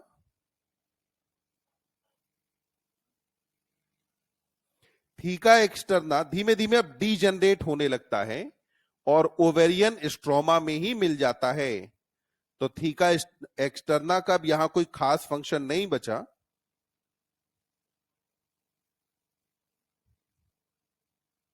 तो यहां थीका एक्सटर्ना हमने कहा कि ये धीमे धीमे क्या होने लगेगा? डीजनरेट, और ये ओवेरियन स्ट्रोमा में ही मिक्स हो जाएगा। और ये जो स्टेज बनी, इस स्टेज को अब अपन नाम क्या देते हैं? ग्रेफियन फॉलिकल या मैच्योर फॉलिकल कहते हैं। और मैच्योर फॉलिकल बनती है केवल एक। कभी कभी कुछ मेंस्ट्रुअल साइकिल में क्या होगा कि दोनों बन जाती हैं, दोनों ओवरी में एक एक बन गई। जब अगर ऐसा होगा तो अगर फर्टिलाइजेशन हुआ तो जो ट्विंस बनेंगे वो नॉन आइडेंटिकल ट्विंस बनेंगे। ये कैसे बनेंगे? नॉन आइडेंटिकल ट्विंस बनेंगे। तो आपने कहा बाहर की तरफ ये हो गई थीका इंटरना,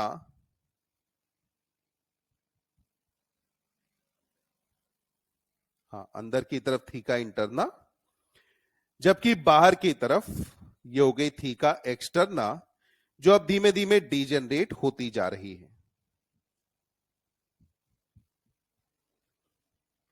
तो अपन ने कहा ये जो फॉलिकल या ये जो स्टेज आई, इस स्टेज को ही नाम मिलता है ग्राफियन फॉलिकल। तो इसको कहा गया ग्राफियन फॉलिकल।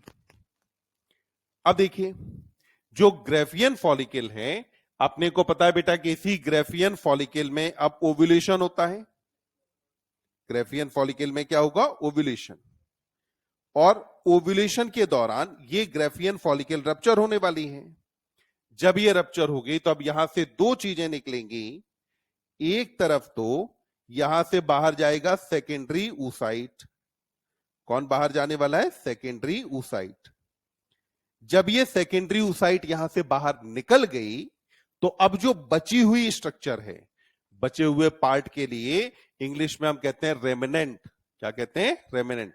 बायोमोलिक्यूल में ध्यान करो, जो ट्राइक्लोरो एसिटिक एसिड एक्सपेरिमेंट है ना, उसमें भी तो बात करते हैं कि जो रेमिनेंट है। तो यहां पर जो रेमिनेंट बचा, इस रेमिनेंट को ही नाम क्या मिलता है? Corpus luteum. तो ये जो कॉर्पस ल्यूटियम है, ये कहां रह जाएगा? ओवरी में। और सेकेंडरी oocyte कहां चला जाएगा? फेलोपियन ट्यूब में। तो सेकेंडरी oocyte अब मूव कर जाएगा फेलोपियन ट्यूब में, जबकि वहीं पर जो कॉर्पस ल्यूटियम है ये कहां रहेगा? ओवरी में। अब देखो सेकेंडरी oocyte जाके जब पहुंचा फेलोपियन ट्यूब में, और उसी टाइम पे अगर स्पर्म आया, तो अब इसके बाद क्या होगा कि there will be sperm entry. अब इसके बाद क्या हुआ? स्पर्म एंट्री हुई। ठीक, तो ध्यान रखेंगे ये जो सेकेंडरी oocyte है, जब भी हमसे कहा जाएगा कि बाहर कौन जाता है, ओवरी से बाहर कौन निकलता है, तो हमेशा मेरा आंसर क्या रहेगा? Secondary oocyte। अब जब स्पर्म एंट्री होगी, तो स्पर्म एंट्री होने के बाद अब ये यहां पे रिज्यूम हो जाएगा। जब ये रिज्यूम होगा तो यहां वापस से जो साइटोकाइनेसिस है ये अनइक्वल ही होने वाली है। तो अब यहां क्या हुआ? Unequal cytokinesis. Due to this unequal cytokinesis अब यहां पे एक बन जाएगी लार्ज सेल। जो लार्ज सेल यहां बनी, इसको नाम दे दिया ऊटेड। क्या बोल दिया? ऊटेड या ओवम करके हमने बोल दिया। और वहीं पर एक बनेगी स्मॉल सेल। जो स्मॉल यहां बनेगा, इसको आपने नाम दे दिया कि ये कौन बना? Polar body second. तो ये बनी पोलर बॉडी सेकेंड या सेकेंड पोलर बॉडी का यहां फॉर्मेशन हुआ। अब एनसीईआरटी पूछती है कि क्या ह्यूमन में फर्स्ट और सेकेंड पोलर बॉडी डिवाइड करती है? एनसीईआरटी कहती है अभी तक हमें नहीं पता है, पर डायग्राम में डिवाइड करते नहीं दिखाया है। तो हमसे जब भी हां या ना पूछा जाएगा, हम हमेशा ह्यूमन के केस में क्या कहेंगे? कि आगे डिवाइड नहीं करता है। अब जरा एक बार क्रोमोसोम नंबर देख लेते हैं। प्राइमरी oocyte में नंबर ऑफ क्रोमोसोम कितना रहने वाला है? 2n। सेकेंडरी oocyte के अंदर कितना रह जाएगा? n। और ऊटेड के अंदर भी नंबर ऑफ क्रोमोसोम कितना होगा? n नंबर ऑफ क्रोमोसोम यहां पर पाया जाएगा। क्या इतनी बात अपने को समझ में आई? अब एक बार तसल्ली से जरा एनसीईआरटी पढ़ो कि अपने को कहीं किसी लाइन में कोई समस्या डायग्राम वगैरह में नहीं। जोना पेलुसिडा तो सेकेंडरी oocyte के साथ ही बाहर चला जाएगा। सेकेंडरी oocyte के बाहर की तरफ जो ग्रेनुलोसा सेल लगी थी, ये ग्रेनुलोसा सेल अभी होती है क्यूबॉइडल। ठीक, अभी ये सेल कैसी है? क्यूबॉइडल। अब आगे चल के ये सेल हो जाएंगी कॉलमनर। जो सेल कॉलमनर हो जाती है उन्हीं को नाम देते हैं कोरोना रेडिएटा। तो सबसे बाहर कोरोना रेडिएटा मौजूद होगा, उसके अंदर जोना पेलुसिडा है, और उसके अंदर की तरफ पाया जाता है ओवम। हाँ, couple of million in each fetal ovary.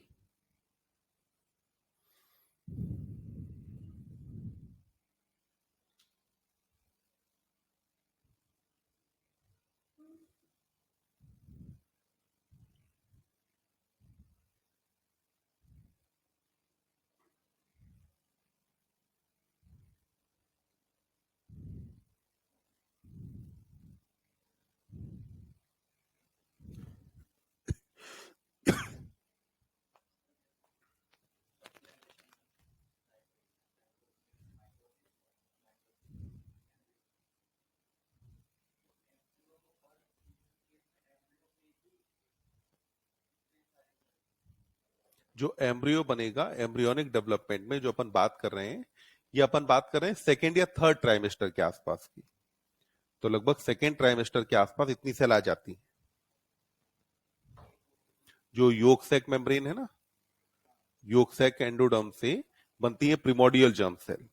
वो जो प्रिमोडियल जर्म सेल वहां से बन रही है, वहां से माइग्रेट करके आती है टेस्टिस और ओवरी में। तो टेस्टिस के अंदर वही सेल बनाएगी स्पर्मेटोगोनिया और ओवरी के अंदर बनाएगी oogonia। तो इसीलिए अपन जो है हायर लेवल पे कहते हैं कि जो जर्म सेल्स हैं इनका ओरिजिन एक्स्ट्रा एम्ब्रियोनिक होता है। ये एम्ब्रियो में ओरिजिनेट नहीं होते, एम्ब्रियो के बाहर ओरिजिनेट हो रहे हैं योक सैक एंडोडर्म से, वहां से माइग्रेट करके आते हैं एम्ब्रियो में।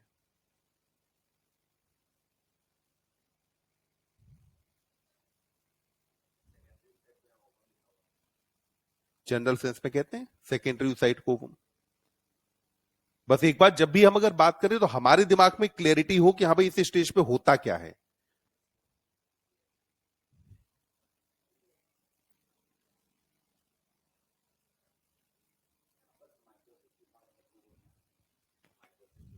तो पहले क्या करेगा, जो ऊगोनिया है, इनिशियली जब कपल ऑफ मिलियन बन रहा होगा, तो ऐसा थोड़े कपल ऑफ मिलियन सारा योग सैक एंडोडर्म से ही आएगा। वहां से जब ओवरी में आएगा तो इनिशियली माइटोसिस करके नंबर बढ़ाया, नंबर बढ़ के कितना हो गया, 2 मिलियन के आसपास। 2 मिलियन हो गया, अब आगे माइटोसिस खत्म। जब भी अगर कैलकुलेशन आएगा, मैंने कहा कि हमेशा प्राइमरी स्पर्मेटोसाइट और प्राइमरी oocyte से शुरू करो, उससे ऊपर का आप सोचो ही मत।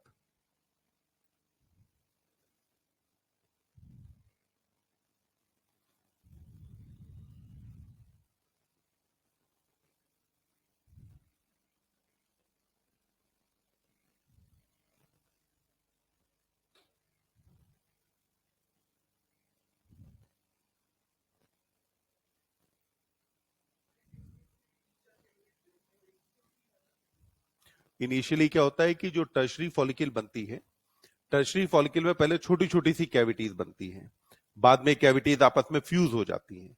जब फ्यूज हो जाती हैं तो फिर एक कैविटी रह जाती है।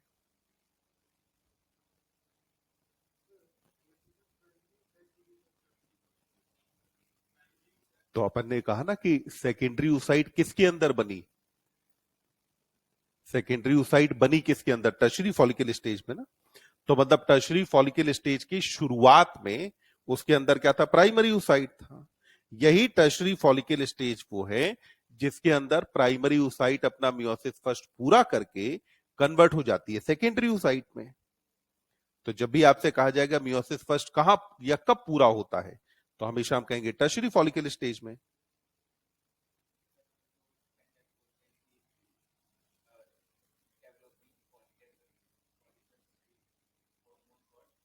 हम्म, वो एस्ट्रोजन यहीं से आता है, थीका लेयर से। और जो ग्रेनुलोसा सेल है वो सेक्रीट करती है इनहिबिन। ग्रेनुलोसा सेल से इनहिबिन आएगा, अभी अपन बात करेंगे ना क्या करता है।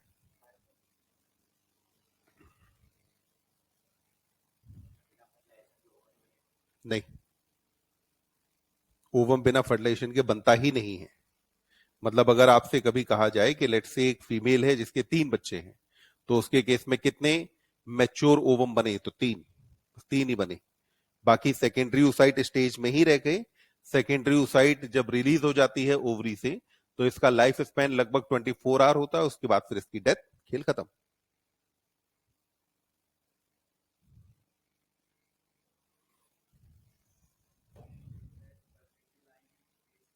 पेरी वाइटेलाइन स्पेस होता है, अभी अपन बात करेंगे ना जब फर्टिलाइजेशन पे आएंगे।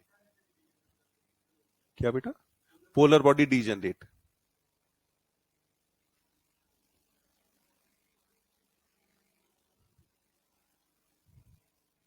देखो अल्टीमेटली समझो, किसी भी टॉपिक में फूफा करने को पढ़ाने को दुनिया भर की चीजें हैं। जो नीट पूछता है वो सिर्फ एनसीईआरटी पूछता है, तो अपन एनसीईआरटी पे अगर मास्टरी कर लें और एनसीईआरटी अच्छे से समझ ले, तो उससे ज्यादा मुझे नहीं लगता किसी चीज की जरूरत होती है। बाकी टाइम पास करना है तो आप खूब टाइम पास करे रहो, उसकी कोई लिमिट है नहीं।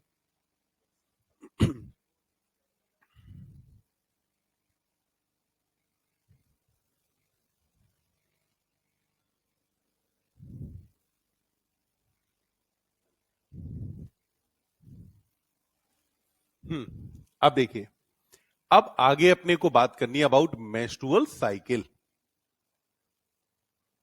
यहां से खूब सारे क्वेश्चंस पूछे जाते हैं, खूब हार्मोनल इंटरप्ले में इधर उधर आपको घुमाया जा सकता है, तो वो सारी चीजें हैं। पहले एक बेसिक बैकग्राउंड सा सुन लेते हैं। देखिए, अगर मैं बात करता हूं सारे मैमल्स में, तो सारे मैमल कंटिन्यूअस ब्रीडर तो है नहीं। मैमल में दो तरीके के एनिमल हैं, एक वो है जिनके अंदर एक पर्टिकुलर सीजन में ब्रीडिंग होती है, जैसे हम बात करें डॉग है, कैट है, रैबिट है, माउस है, काऊ है। वहीं पर मैमल्स में, प्राइमेट्स में जो एनिमल्स आते हैं, प्राइमेट में कौन कौन आ जाता है? मंकी है, एप है, ह्यूमन है। ये कंटिन्यूअस ब्रीडर होते हैं, यानी कि इनके अंदर जो ब्रीडिंग है वो एक पर्टिकुलर सीजन पे डिपेंड नहीं करती है। अब इस चीज को और ले जाके कोरिलेट करते हैं। आपने पीनियल ग्लैंड में पढ़ा कि मेलेटोनिन का जो सेक्रीशन है वो लाइट पे डिपेंडेंट होता है। डार्कनेस में मेलेटोनिन का सेक्रीशन ज्यादा है, जबकि जब लाइट कंडीशन होती है तो मेलेटोनिन का सेक्रीशन कम होता है। फिर आपने पढ़ा कि मेलेटोनिन का एफएसएच यानी कि मेंस्ट्रुअल साइकिल पर इफेक्ट होता है। मेलेटोनिन किसे अफेक्ट करता है? Menstrual cycle. तो कहीं ना कहीं मेलेटोनिन लाइट और डार्क पे जो डिपेंड करता है वो एनिमल्स में रेगुलेट कराता है कि रिप्रोडक्शन होगा कब।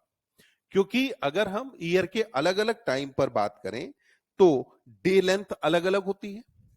जब डे लेंथ अलग अलग है तो इसका मतलब है मेलेटोनिन का जो सेक्रीशन है वो भी वेरी करेगा। और मेलेटोनिन, क्योंकि मेंस्ट्रुअल साइकिल, क्योंकि बात ह्यूमन फिजियो की चल रही थी तो मेंस्ट्रुअल साइकिल के बारे में बात की, मेलेटोनिन ईस्टर साइकिल को भी अफेक्ट करता है। तो ईस्टर साइकिल को अफेक्ट करने की वजह से मेलेटोनिन वहां रेगुलेट कराता है कि रिप्रोडक्शन कब होगा। जब ईस्टर साइकिल चलेगा तब रिप्रोडक्शन होगा। तो जितने सीजनल ब्रीडर्स हैं उनके अंदर साइकिल कौन सा है? ईस्टर्स। वहीं कंटिन्यूअस ब्रीडर्स के अंदर साइकिल कौन सा होता है? मेंस्ट्रुअल। और कंटिन्यूअस ब्रीडर में हम रखते हैं प्राइमेट्स को, जिसके अंदर आपने रखा मंकी। मंकी के अलावा आप इसके अंदर रखते हैं एप्स, और एप्स के बाद फिर क्या रख लेंगे? ह्यूमन। अगर किसी क्वेश्चन में और ज्यादा आपको डिटेल करनी हो तो आपको पता होगा मंकी दो टाइप के होते हैं, न्यू वर्ल्ड और old world monkeys. Old world monkeys का मतलब है वो बंदर जो कि अफ्रीका और एशिया में पाए जाते हैं। न्यू वर्ल्ड मंकीज का मतलब है वो जो कि यूरोप और अमेरिका में पाए जाते हैं। तो यूरोप और अमेरिका हमारा नया घर है, हम बहुत पहले से वहां नहीं रह रहे, तो उसको हम न्यू वर्ल्ड बोलते हैं। अफ्रीका को हम क्रेडल ऑफ ह्यूमन एवोल्यूशन कहते हैं। अफ्रीका के बाद जब होमो इरेक्टस ने माइग्रेट किया था तो वो कहां गया था? एशिया में। तो अफ्रीका और एशिया को हम बोलते हैं ये हमारा पुराना घर है। तो मंकी में भी यहां जो हम बात करते हैं कि ओल्ड वर्ल्ड मंकीज के अंदर, एप्स और ह्यूमन के अंदर मेंस्ट्रुअल साइकिल होता है। अब ये जो मेंस्ट्रुअल साइकिल है, इस मेंस्ट्रुअल साइकिल की जो बिगिनिंग होने वाली है, ये बिगिनिंग कब होगी? प्यूबर्टी पर। तो बिगिनिंग अपन ने कहा कि मेंस्ट्रुअल साइकिल कब स्टार्ट होता है? प्यूबर्टी। प्यूबर्टी पर जब मेंस्ट्रुअल साइकिल स्टार्ट होगा तो अब मेंस्ट्रुअल साइकिल में आप देखिए जो फर्स्ट मेंस्ट्रुअल साइकिल है, तो इस फर्स्ट मेंस्ट्रुअल साइकिल को अपन नाम क्या देते हैं? मेनार्क। तो अपन ने कहा कि फर्स्ट मेंस्ट्रुअल साइकिल क्या कहा जाता है? मेनार्क। तो ये हुआ फर्स्ट मेंस्ट्रुअल साइकिल। वहीं पर जो मेंस्ट्रुअल साइकिल है इसका जो टर्मिनेशन है, मेंस्ट्रुअल साइकिल का टर्मिनेशन हो जाता है लगभग 45 टू 50 ईयर के आसपास। तो लगभग कितना? 45 टू 50 ईयर के आसपास इसका टर्मिनेशन होता है। और 45 टू 50 ईयर के आसपास जो टर्मिनेशन है, तो अब इसमें लास्ट साइकिल को या साइकिल टर्मिनेट हो जाने को अपन क्या नाम देते हैं? मेनोपॉज। तो अपन ने कहा कि 45 टू 50 ईयर के आसपास अब यहां क्या आ जाता है? मेनोपॉज। इसका मतलब हुआ कि मेल में जहां रिप्रोडक्टिव इवेंट या रिप्रोडक्टिव लाइफ प्यूबर्टी से लेकर के डेथ तक होती है, वहीं फीमेल में जो रिप्रोडक्टिव लाइफ है वो मेनार्क से लेकर के कहां तक है? मेनोपॉज तक है। कहां तक? मेनार्क से लेकर के मेनोपॉज। अब जरा समझो ये अरेंजमेंट क्यों किया गया, क्यों जरूरी था। जैसे जैसे फीमेल की एज बढ़ती जा रही है, ओगोनिया को बने हुए साल भी बढ़ते जा रहे हैं। अब ऊगोनिया को बने हुए जितने ज्यादा साल बढ़ते जाएंगे, आगे ऊजेनेसिस में सेल डिवीजन में गलतियां होने के चांसेस भी उतने ही ज्यादा बढ़ेंगे। आगे जब सेल डिवीजन होगा तो उसके अंदर गलतियां होने के चांसेस भी उतने ही ज्यादा बढ़ जाएंगे।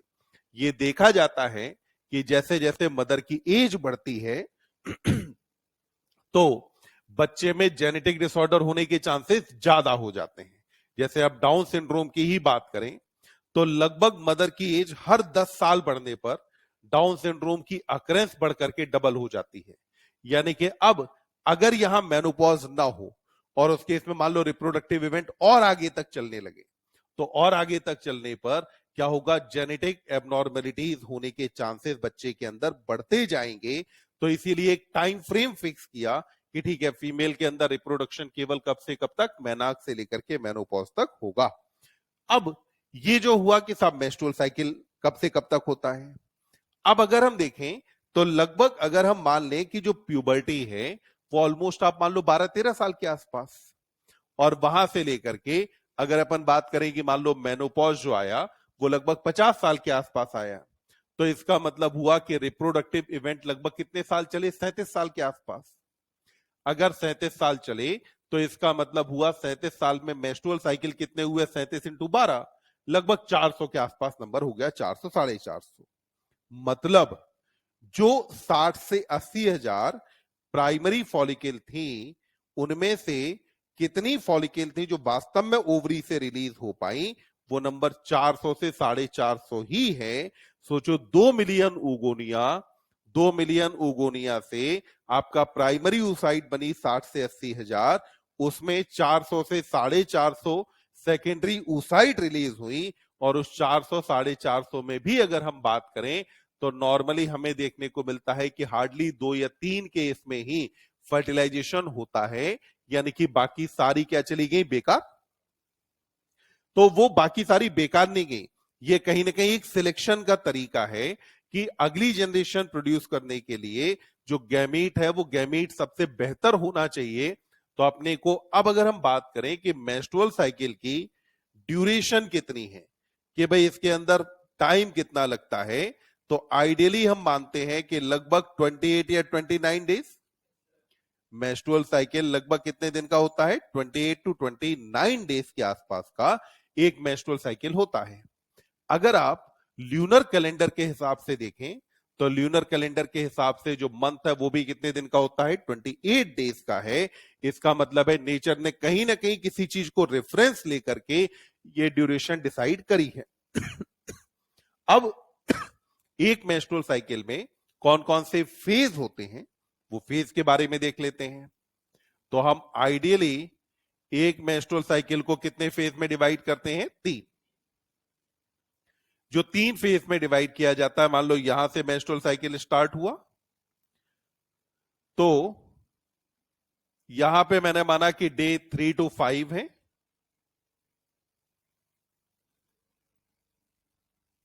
अगर 28 डेज का साइकिल है तो यहां पर आकर के लगभग डे कौन सा आ गया, 14th, यानी कि मिड ऑफ साइकिल आ गया। अब जो 3 फेज हैं यहां पर, यहां पे आपने माना डे 0 है। जब मेंस्ट्रुअल साइकिल में मेंस्ट्रुएशन स्टार्ट होता है तो वहां से हम बिगिनिंग मानते हैं साइकिल की। सबसे पहले फेज को कहा जाता है मेंस्ट्रुएशन फेज। तो सबसे पहले फेज के अंदर क्या होने वाला है, मेंस्ट्रुएशन। क्योंकि इसके अंदर ब्लीडिंग होती है, so that's why it is also called as bleeding phase. क्या नाम देते हैं, ब्लीडिंग फेज कह देते हैं। यहां से साइकिल स्टार्ट होता है, तो फर्स्ट फेज मेंस्ट्रुएशन फेज होगा। सेकेंड फेज अब यहां जो आता है, अच्छा मेंस्ट्रुएशन फेज की ड्यूरेशन कितनी रही, लगभग 3 से 5 दिन के आसपास। अगला जो फेज आया इसको बेटा अपन नाम देते हैं फॉलिक्यूलर फेज। क्यों कहा आपने फॉलिक्यूलर फेज, क्योंकि यहां पर ओवेरियन फॉलिकल का डेवलपमेंट हो रहा है। या इसे कहा जाता है प्रोलिफरेटिव फेज। और क्यों कहा प्रोलिफरेटिव, क्योंकि एंडोमेट्रियम की जो सेल्स हैं वो प्रोलिफरेट कर रही हैं, ये एंडोमेट्रियम की सेल्स डिवाइड कर रही हैं, एंडोमेट्रियम की थिकनेस बढ़ रही है। तो एंडोमेट्रियम की थिकनेस बढ़ने की वजह से सेल्स को क्या कहा गया? प्रोलिफरेटिव फेज कहा। तो अपन ने कहा, सॉरी सेल्स मैंने लिख दिया, वहां होना चाहिए फेज।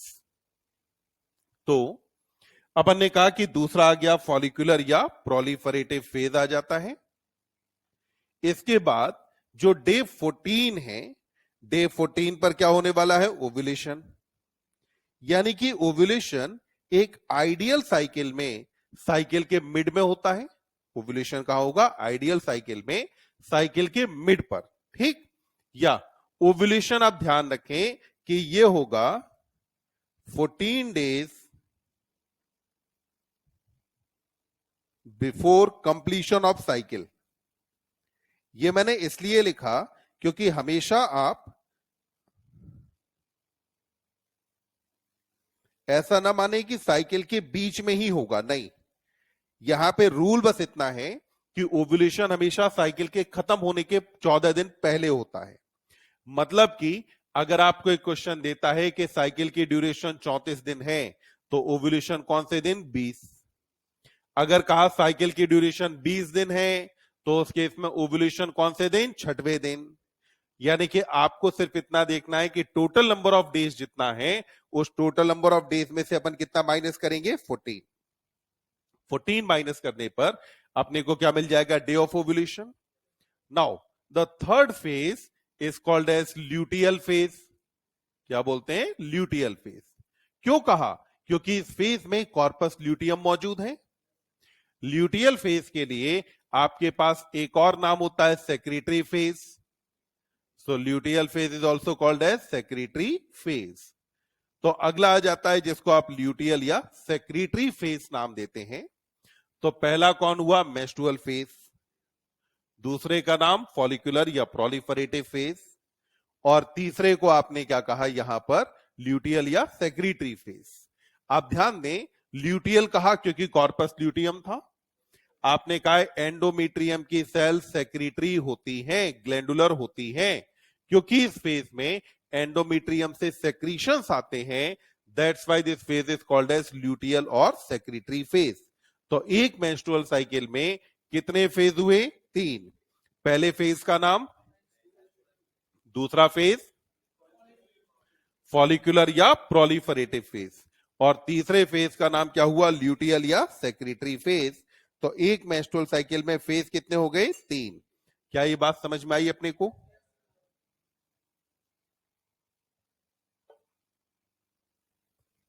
अब जरा एक बार अपन पहले देखेंगे एनसीईआरटी ने अपने डायग्राम के अंदर क्या क्या बातें बताई हैं। उससे पहले या पहले चलो अपन एक बार डायग्राम देख लेते हैं,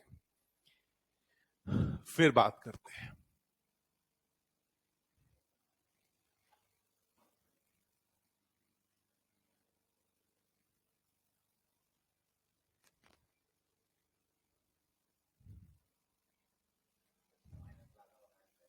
हाँ, कुछ सेक्रीशंस एपिडिडाइमिस और वास डिफरेंस से भी आते हैं, पर मेनली जब अपन बात करेंगे तो उसमें सेक्रीशन अपन काउंट करेंगे वही 3 ग्लैंड्स का।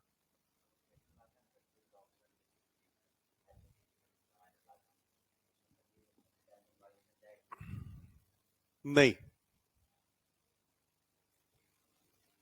एपिडाइमिस वास डिफरेंस को नहीं रखेंगे। देखो, अब जरा पहले अभी इस पे आते हैं, ठीक। देखो, अगर हम बात करें, जैसा अभी हमने कहा कि एक मेंस्ट्रुअल साइकिल में जो फेज होते हैं वो 3 हैं। सबसे पहला जो फेज आपको यहां दिखाई देता है, तो वो अपन ने कहा कि डे 1 से लेकर के और लगभग लगभग डे 3 to 5, डे 3 to 5 लगभग यहां आ गया है ना। अगर डे 3 to 5 यहां है, तो इसका मतलब हुआ कि यहां तक का ये जो फेज है, इस फेज को आपने क्या कहा? Menstrual phase. उसके बाद यहां से लेकर के डे 14 के आसपास तक का ये वाला जो फेज है, इसको क्या कहा गया? Ovulatory phase. फिर आपने कहा अगले फेज को अपन नाम क्या देंगे? Luteal phase. अब यहां पहले हॉर्मोन्स को देखते हैं। हार्मोन को हम देखें तो सबसे पहले ये दोनों क्या है बेटा? पिट्यूटरी हार्मोन है। कौन कौन है? एलएच और एफएसएच। अब बात आती है, यहां तो रंगीन है तो हम याद रख सकते हैं कि नीला वाला LH है जबकि लाल वाला FSH है। पर पेपर में अगर आ गया है डायग्राम तो आएगा ब्लैक एंड व्हाइट। तो याद कैसे रखना है, हमेशा आप देखेंगे यहां जिस हार्मोन की पीक ज्यादा होगी वो हमेशा कौन होगा, LH। और जिसकी पीक कम है वो हार्मोन कौन होगा, FSH। जिसकी पीक ज्यादा LH सर्च के टाइम पर वो कौन है, LH। जिसकी पीक कम वो कौन हुआ, FSH। अब देखो आपने कहा है कि FSH के इन्फ्लुएंस में फॉलिकल्स का डेवलपमेंट होता है। यहां देखिए प्राइमरी फॉलिकल ये दिखाई है, इधर क्या हुआ, सेकेंडरी फॉलिकल बन गई। सेकेंडरी के बाद टर्शरी फॉलिकल में पहले कुछ कैविटीज डेवलप हुई, फिर उसके बाद जब मैच्योर फॉलिकल बनी तो एक बड़ी सी कैविटी बनी। अब ओव्यूलेशन हुआ, फॉलिकल का इतना पार्ट बच गया, सेकेंडरी उस साइड चली गई बाहर। फॉलिकल का जो बचा हुआ पार्ट है वो क्या बना देगा, कॉर्पस ल्यूटियम। इसका कलर देखो, यहां ज्यादा पीला, इधर कम पीला, फिर यहां जाके लगभग सफेद सा हो गया। ये जब रिग्रेस करती है कॉर्पस ल्यूटियम तो ये कन्वर्ट होती है एक स्टेज में जिसको हम बोलते हैं कॉर्पस एल्बिकेंस। क्या कहा जाता है, कॉर्पस एल्बिकेंस नाम देते हैं। तो ये बनाएगा कॉर्पस एल्बिकेंस मतलब डीजनरेट हो रही, ठीक। तो जो कॉर्पस ल्यूटियम है ये आपको डीजनरेट होते दिखाई देती है। लगभग 9 डेज तक कॉर्पस ल्यूटियम एक्टिवेट रहती है। तो 14 के बाद 9 डेज अगर आप काउंट करो तो ये लगभग डे कौन सा आ जाता है आपका, 23 के आसपास।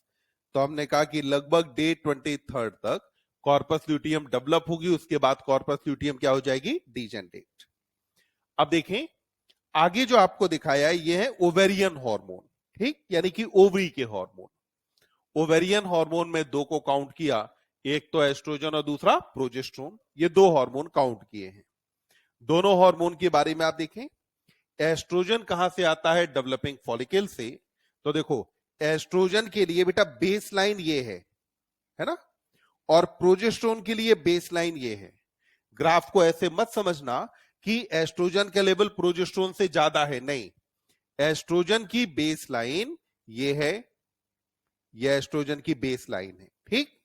और ये जो बेस लाइन है ये प्रोजेस्टेरोन की बेस लाइन है।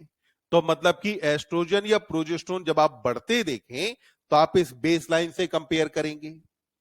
अब जरा देखिए, बात आती है कि अगर एस्ट्रोजन और प्रोजेस्टेरोन का वाला डायग्राम आता है और पूछा जाता है कि कौन सा हार्मोन है तो कैसे पहचानेंगे।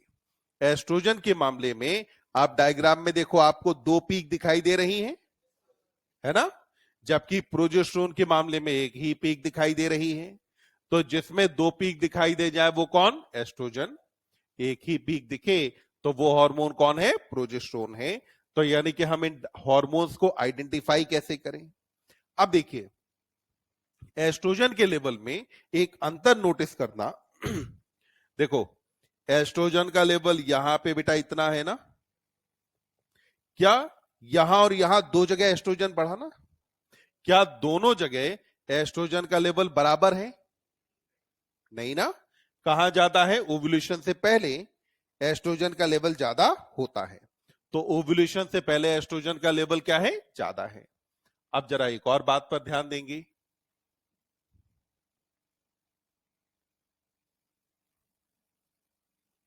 अब जरा देखो, अपन ने कहा कि प्रोजेस्टेरोन का जो लेवल बढ़ा यहां पर, ये इसकी बेस लाइन है ना प्रोजेस्टेरोन की, ये लेवल इतना बढ़ा,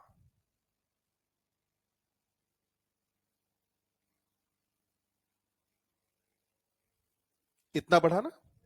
वहीं पर एस्ट्रोजन के मामले में एस्ट्रोजन की बेस लाइन कहां है, वो ये है। और एस्ट्रोजन यहां कितना बढ़ा, तो मतलब ज्यादा कौन बढ़ा, प्रोजेस्टेरोन। इसका मतलब है कॉर्पस ल्यूटियम ज्यादा क्या सेक्रीट करती है, प्रोजेस्टेरोन, जबकि एस्ट्रोजन सेक्रीट करती है कम। ये बात समझ में आई। अभी हमने एस्ट्रोजन के बारे में एक बात की थी, जहां एस्ट्रोजन के बारे में हमने कहा था कि भाई एस्ट्रोजन के अंदर पीक कितनी आती है, 2, जबकि प्रोजेस्टेरोन के मामले में पीक कितनी आने वाली है, 1। इसमें हमने देखा था कि एस्ट्रोजन की जो दोनों पीक आती हैं, क्या दोनों पीक के मामले में यहां लेवल बराबर होता है, नहीं। लेवल कब ज्यादा रहेगा? पहली पीक पे लेवल ज्यादा है जबकि दूसरे वाले पीक पे लेवल कम है। न केवल लेवल बल्कि अगर आप पीक की शार्पनेस भी देखें तो यहां पर ये पीक ज्यादा शार्प है जबकि यहां ये पीक उतनी ज्यादा शार्प नहीं है। इतना डन। अब देखो ये जो एस्ट्रोजन है, ठीक, एस्ट्रोजन के सेक्रेशन को स्टिमुलेट कराता है एफएसएच। एस्ट्रोजन सेक्रेशन को स्टिमुलेट कौन कराएगा? एफएसएच। एलएच जब आएगा और काम करेगा कॉर्पस ल्यूटियम पर तो एलएच एस्ट्रोजन और प्रोजेस्टेरोन दोनों बनवाता है, पर दोनों में से ज्यादा कौन बनता है? प्रोजेस्टेरोन।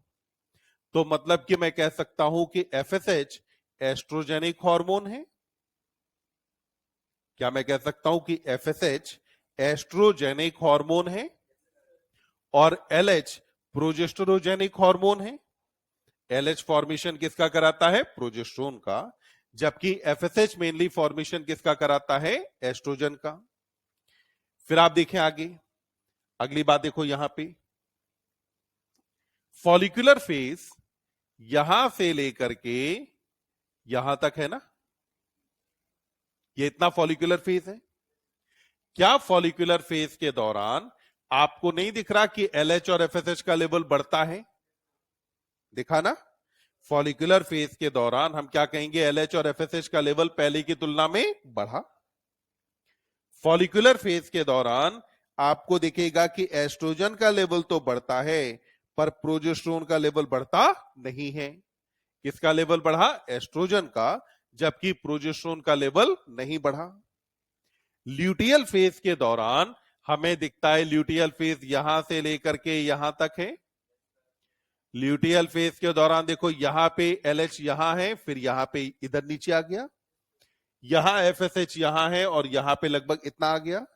तो मतलब कि लगभग एक मोटा मोटी हम कह सकते हैं कि फॉलिकुलर फेज के दौरान ल्यूटियल फेज के लास्ट में एलएच का लेवल क्या हो जाता है? कम। और एलएच ही मेंटेन किसे करता है? कॉर्पस ल्यूटियम को। तो इसके कम हो जाने की वजह से कॉर्पस ल्यूटियम क्या होगा? टूट जाएगा। तो इसके कम होने पर कॉर्पस ल्यूटियम क्या हुआ? टूटा। क्या इतनी बातें अभी समझ में आई? आप देखो ये जो कॉर्पस ल्यूटियम बना, जो मैंने अभी कहा था कॉर्पस ल्यूटियम बनने के 9 दिन तक एक्टिव रहता है। 9 दिन तक एक्टिव है ना?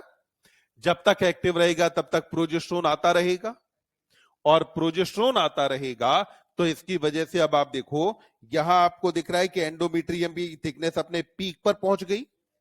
अब प्रोजेस्टेरोन आना बंद। इसके बंद होते ही अब एंडोमेट्रियम टूटना शुरू हो गई कि नहीं? एंडोमेट्रियम यहां पे क्या हुआ? टूटना शुरू हो गई। तो हमने कहा जैसे ही प्रोजेस्टेरोन का लेवल डिक्लाइन करता है एंडोमेट्रियम क्या होता है? टूट जाती है।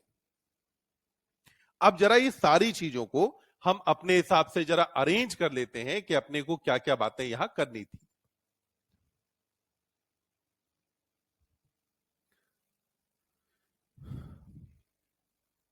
तो देखो हमने कहा कि हाइपोथैलेमस से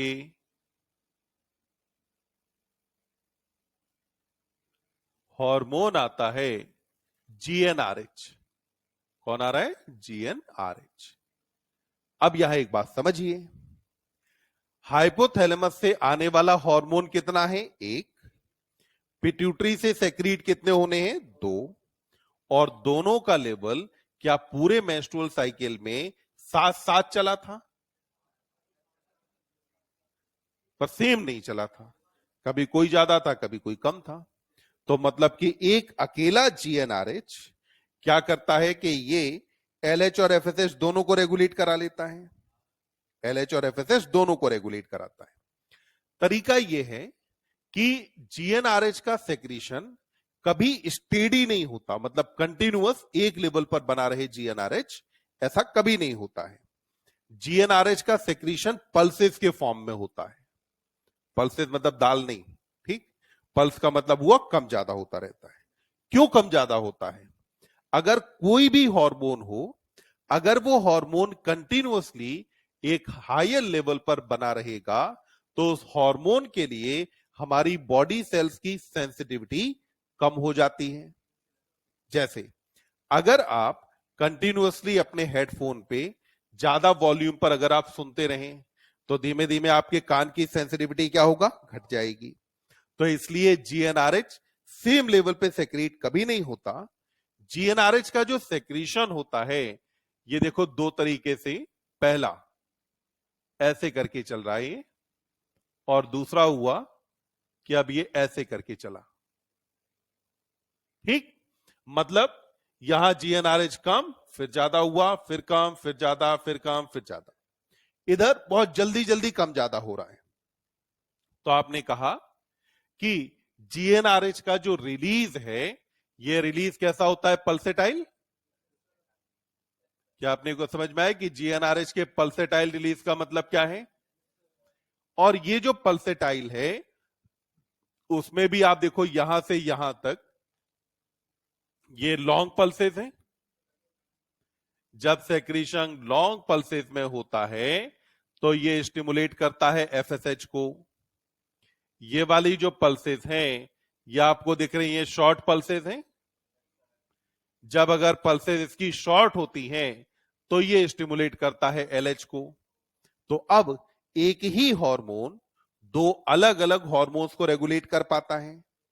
क्या ये वाली बात पहले अपने को अभी समझ में आई है कि पल्सेटाइल रिलीज का मतलब क्या है और एलएच और एफएसएच दोनों को इंडिविजुअली कैसे रेगुलेट किया जाता है?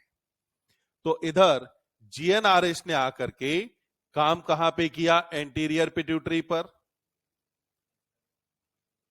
यानी कि एडिनो हाइपोफाइसिस पर काम कर रहा है।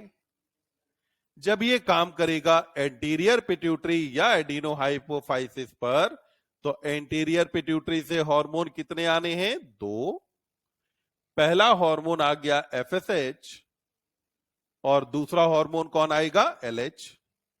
तो कितने हार्मोन आ जाते हैं, दो। एक को आपने कहा एफएसएच और दूसरे हार्मोन को नाम क्या दे दिया, एलएच। दोनों हार्मोन आकर के काम कहां करेंगे, ओवरी पर। एफएसएच और एलएच ओवेरियन हार्मोन है या पिट्यूटरी, पिट्यूटरी हार्मोन है। एफएसएच आकर के काम करता है ओवेरियन फॉलिकल पर। एफएसएच किस पे काम करेगा, ओवेरियन फॉलिकल पर काम करता है। जब ये ओवेरियन फॉलिकल पर काम करेगा तो ओवेरियन फॉलिकल को ये क्या करेगा बेटा, प्राइमरी फॉलिकल से कन्वर्ट कराता है ग्रेवियन फॉलिकल में। तो ओवेरियन फॉलिकल प्राइमरी फॉलिकल से कन्वर्ट किस में हो जाती है, ग्रेवियन फॉलिकल में। ये इसका काम।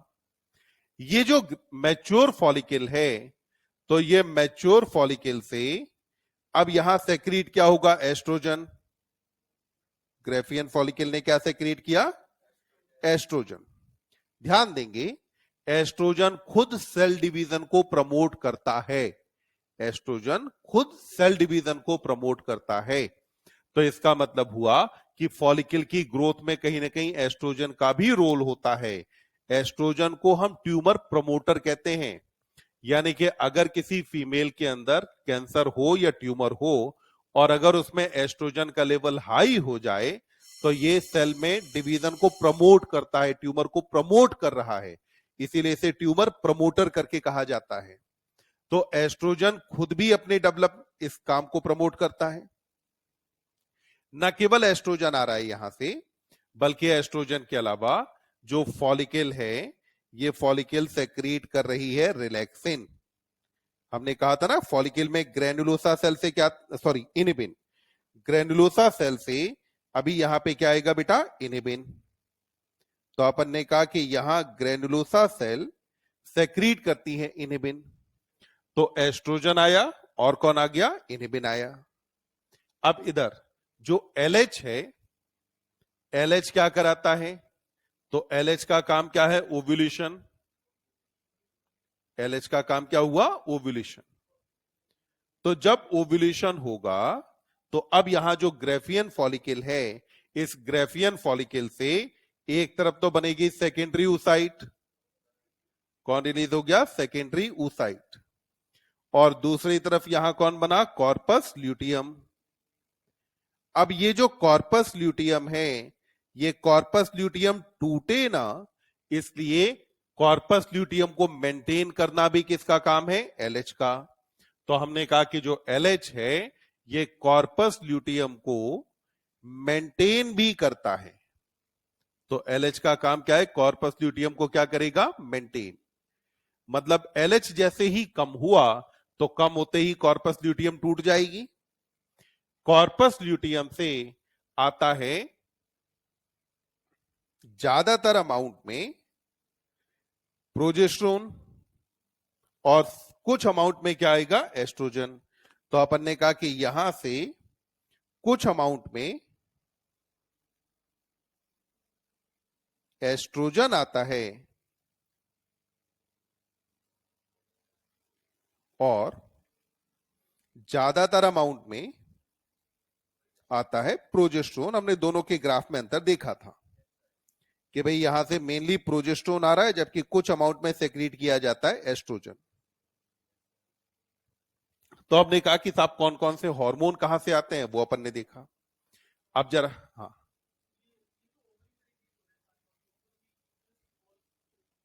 बेटा, जितना भी हार्मोन है इंटरसेलुलर मैसेंजर है कि नहीं? ओवरी में रिलीज होगा, वहां से ब्लड के थ्रू पहुंच जाएगा यूट्रस पे और जाकर के काम कहां करेगा? यूट्रस पे। हम कहते हैं ना कि हार्मोन के जहां रिसेप्टर्स होंगे हार्मोन वहीं पर जाकर के अपने टारगेट ऑर्गन पे काम करेगा। तो मतलब एस्ट्रोजन और प्रोजेस्टेरोन के लिए रिसेप्टर्स कहां मौजूद है? एंडोमीट्रियम पे।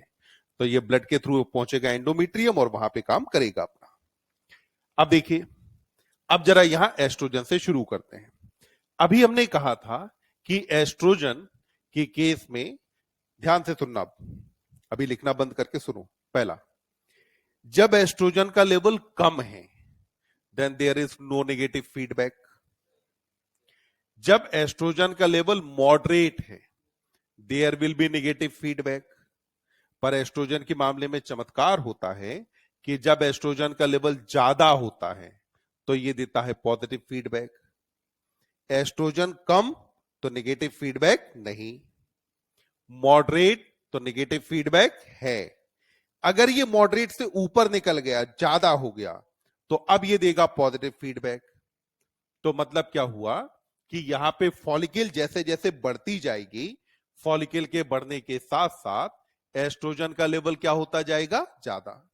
तो मैंने कहा कि यहां पर अभी एस्ट्रोजन का लेवल ज्यादा हो गया, उसे इंडिकेट करने के लिए मैंने एस्ट्रोजन के साथ एरो कितने लगा दिए? 2। ये जो 2 एरो लगाए, अब यहां से एस्ट्रोजन क्या करेगा?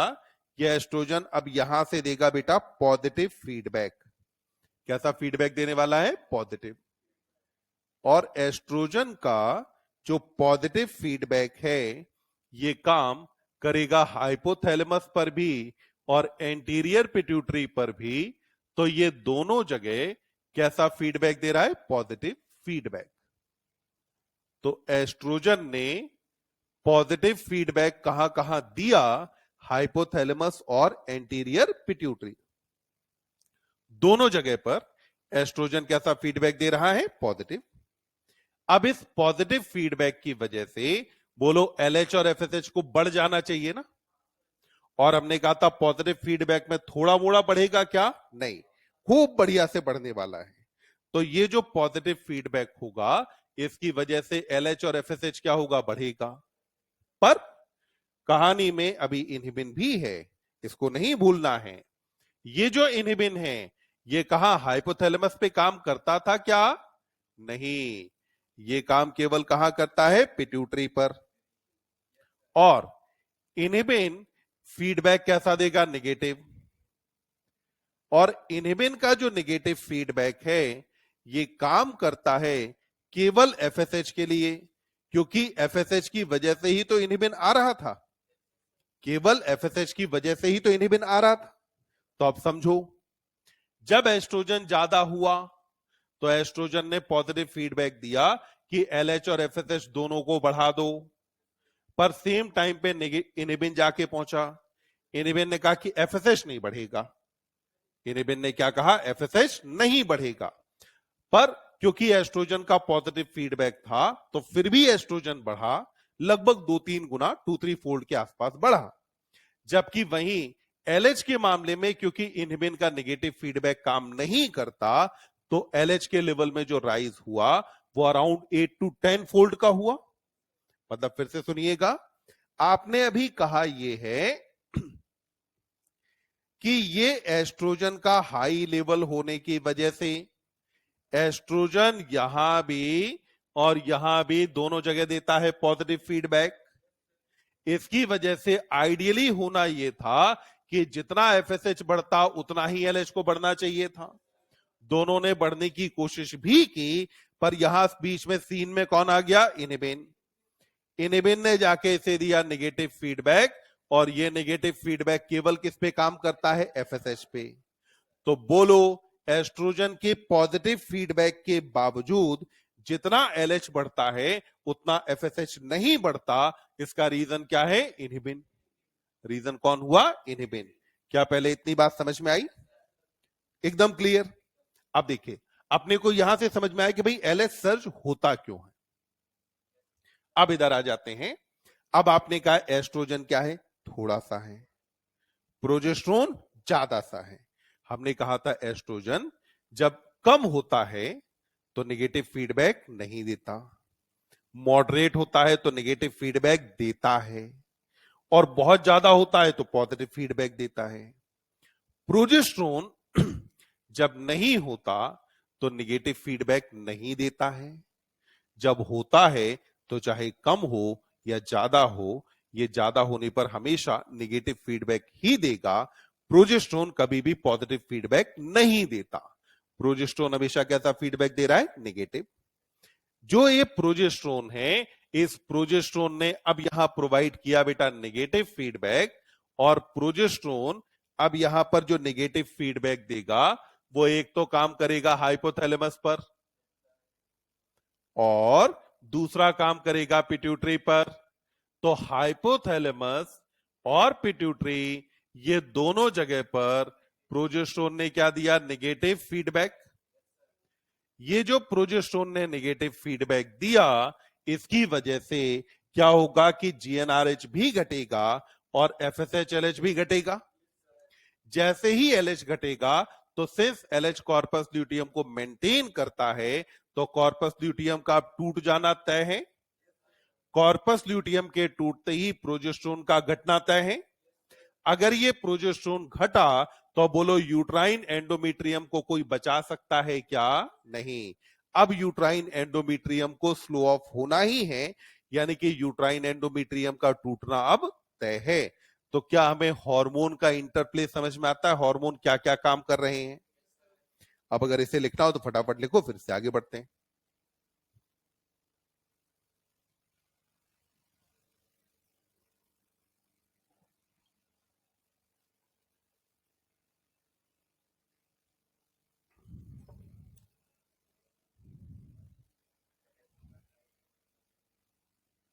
अभी आया?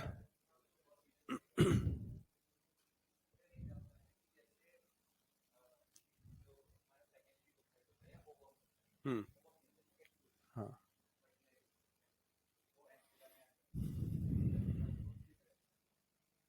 यूट्रस में अगर फर्टिलाइजेशन हो जाएगा तो जिंदा आएगा, अदरवाइज मरा हुआ आएगा।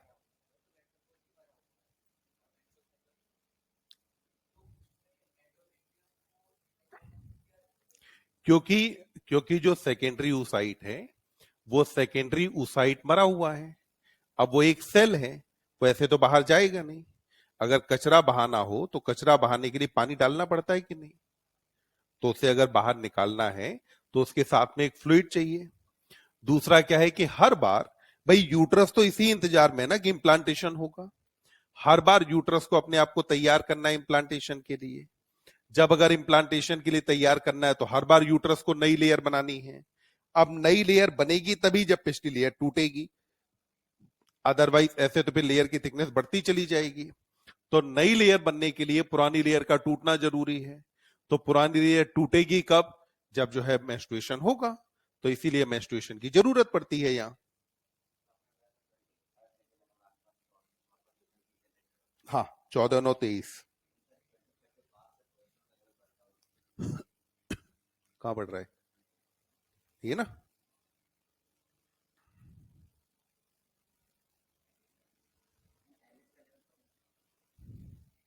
एलएच का लेवल कम होगा। एलएच को तुम यहां से कंपेयर करो ना, यहां से कम हुआ ना। एलएच तो ये था, एलएच का लेवल घटा कि नहीं, यहां जाके एलएच का लेवल डिक्लाइन करने लगा। कहा, यहां से जब नेगेटिव फीडबैक काम करेगा तो जो स्टेरॉइडल हार्मोन है उनका हम ये भी तो कहते हैं कि मैकेनिज्म ऑफ एक्शन स्लो होता है। तो यहां जाके जब नेगेटिव फीडबैक देगा या हार्मोन चेंज होगा तो चेंज होने में टाइम भी तो लगेगा। कहां पे, यहां पे एलएच कम होने का रीजन ये है कि एस्ट्रोजन का जो पॉजिटिव फीडबैक था वो यहीं तक था ना। अब जैसे ही यहां से कहानी आगे बढ़ी, एस्ट्रोजन का पॉजिटिव फीडबैक तो खत्म हो गया ना। तो पॉजिटिव फीडबैक सिर्फ यहां तक था, और कायदे से एनसीईआरटी ने इसे गलत बनाया। ये पॉजिटिव फीडबैक थोड़ा सा पहले आता है और ये एलएच सर्ज उसके थोड़े बाद होता है। पर अपने क्या करना है कि एनसीईआरटी के हिसाब से समझ लेना है कि भाई एनसीईआरटी समझाना क्या चाहती है।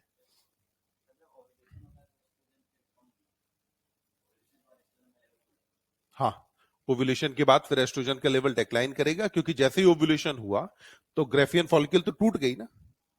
अब ये ग्रेफियन फॉलिकल का क्या होता है कि ओव्यूलेशन से पहले ही इसमें ल्यूटिनाइजेशन स्टार्ट हो जाता है, ल्यूटिन पिगमेंट डिपॉजिट होने लगता है। तो वो जो बन लगेगी कॉर्पस ल्यूटियम। तो अब कॉर्पस ल्यूटियम तो मेनली प्रोजेस्टेरोन सेक्रेट करती है, तो इसीलिए अब क्या होगा, एस्ट्रोजन का लेवल डिक्लाइन करने लगेगा। ओव्यूलेशन के बाद एस्ट्रोजन लेवल डिक्लाइन करेगा। दूसरा सच, एस्ट्रोजन लेवल जो बढ़ा वो बढ़ा इसलिए क्योंकि जो कॉर्पस ल्यूटियम था, वो अपन ने कहा ना corpus luteum developing corpus luteum, मतलब कॉर्पस ल्यूटियम धीमे धीमे पहले बड़ा होगा फिर छोटा होगा। जब कॉर्पस ल्यूटियम बड़ा होगा तो इससे सेक्रेटेड हार्मोन भी बढ़ते जाएंगे, फिर जब डीजनरेट करेगा तो सेक्रेटेड हार्मोन भी कम होते जाएंगे।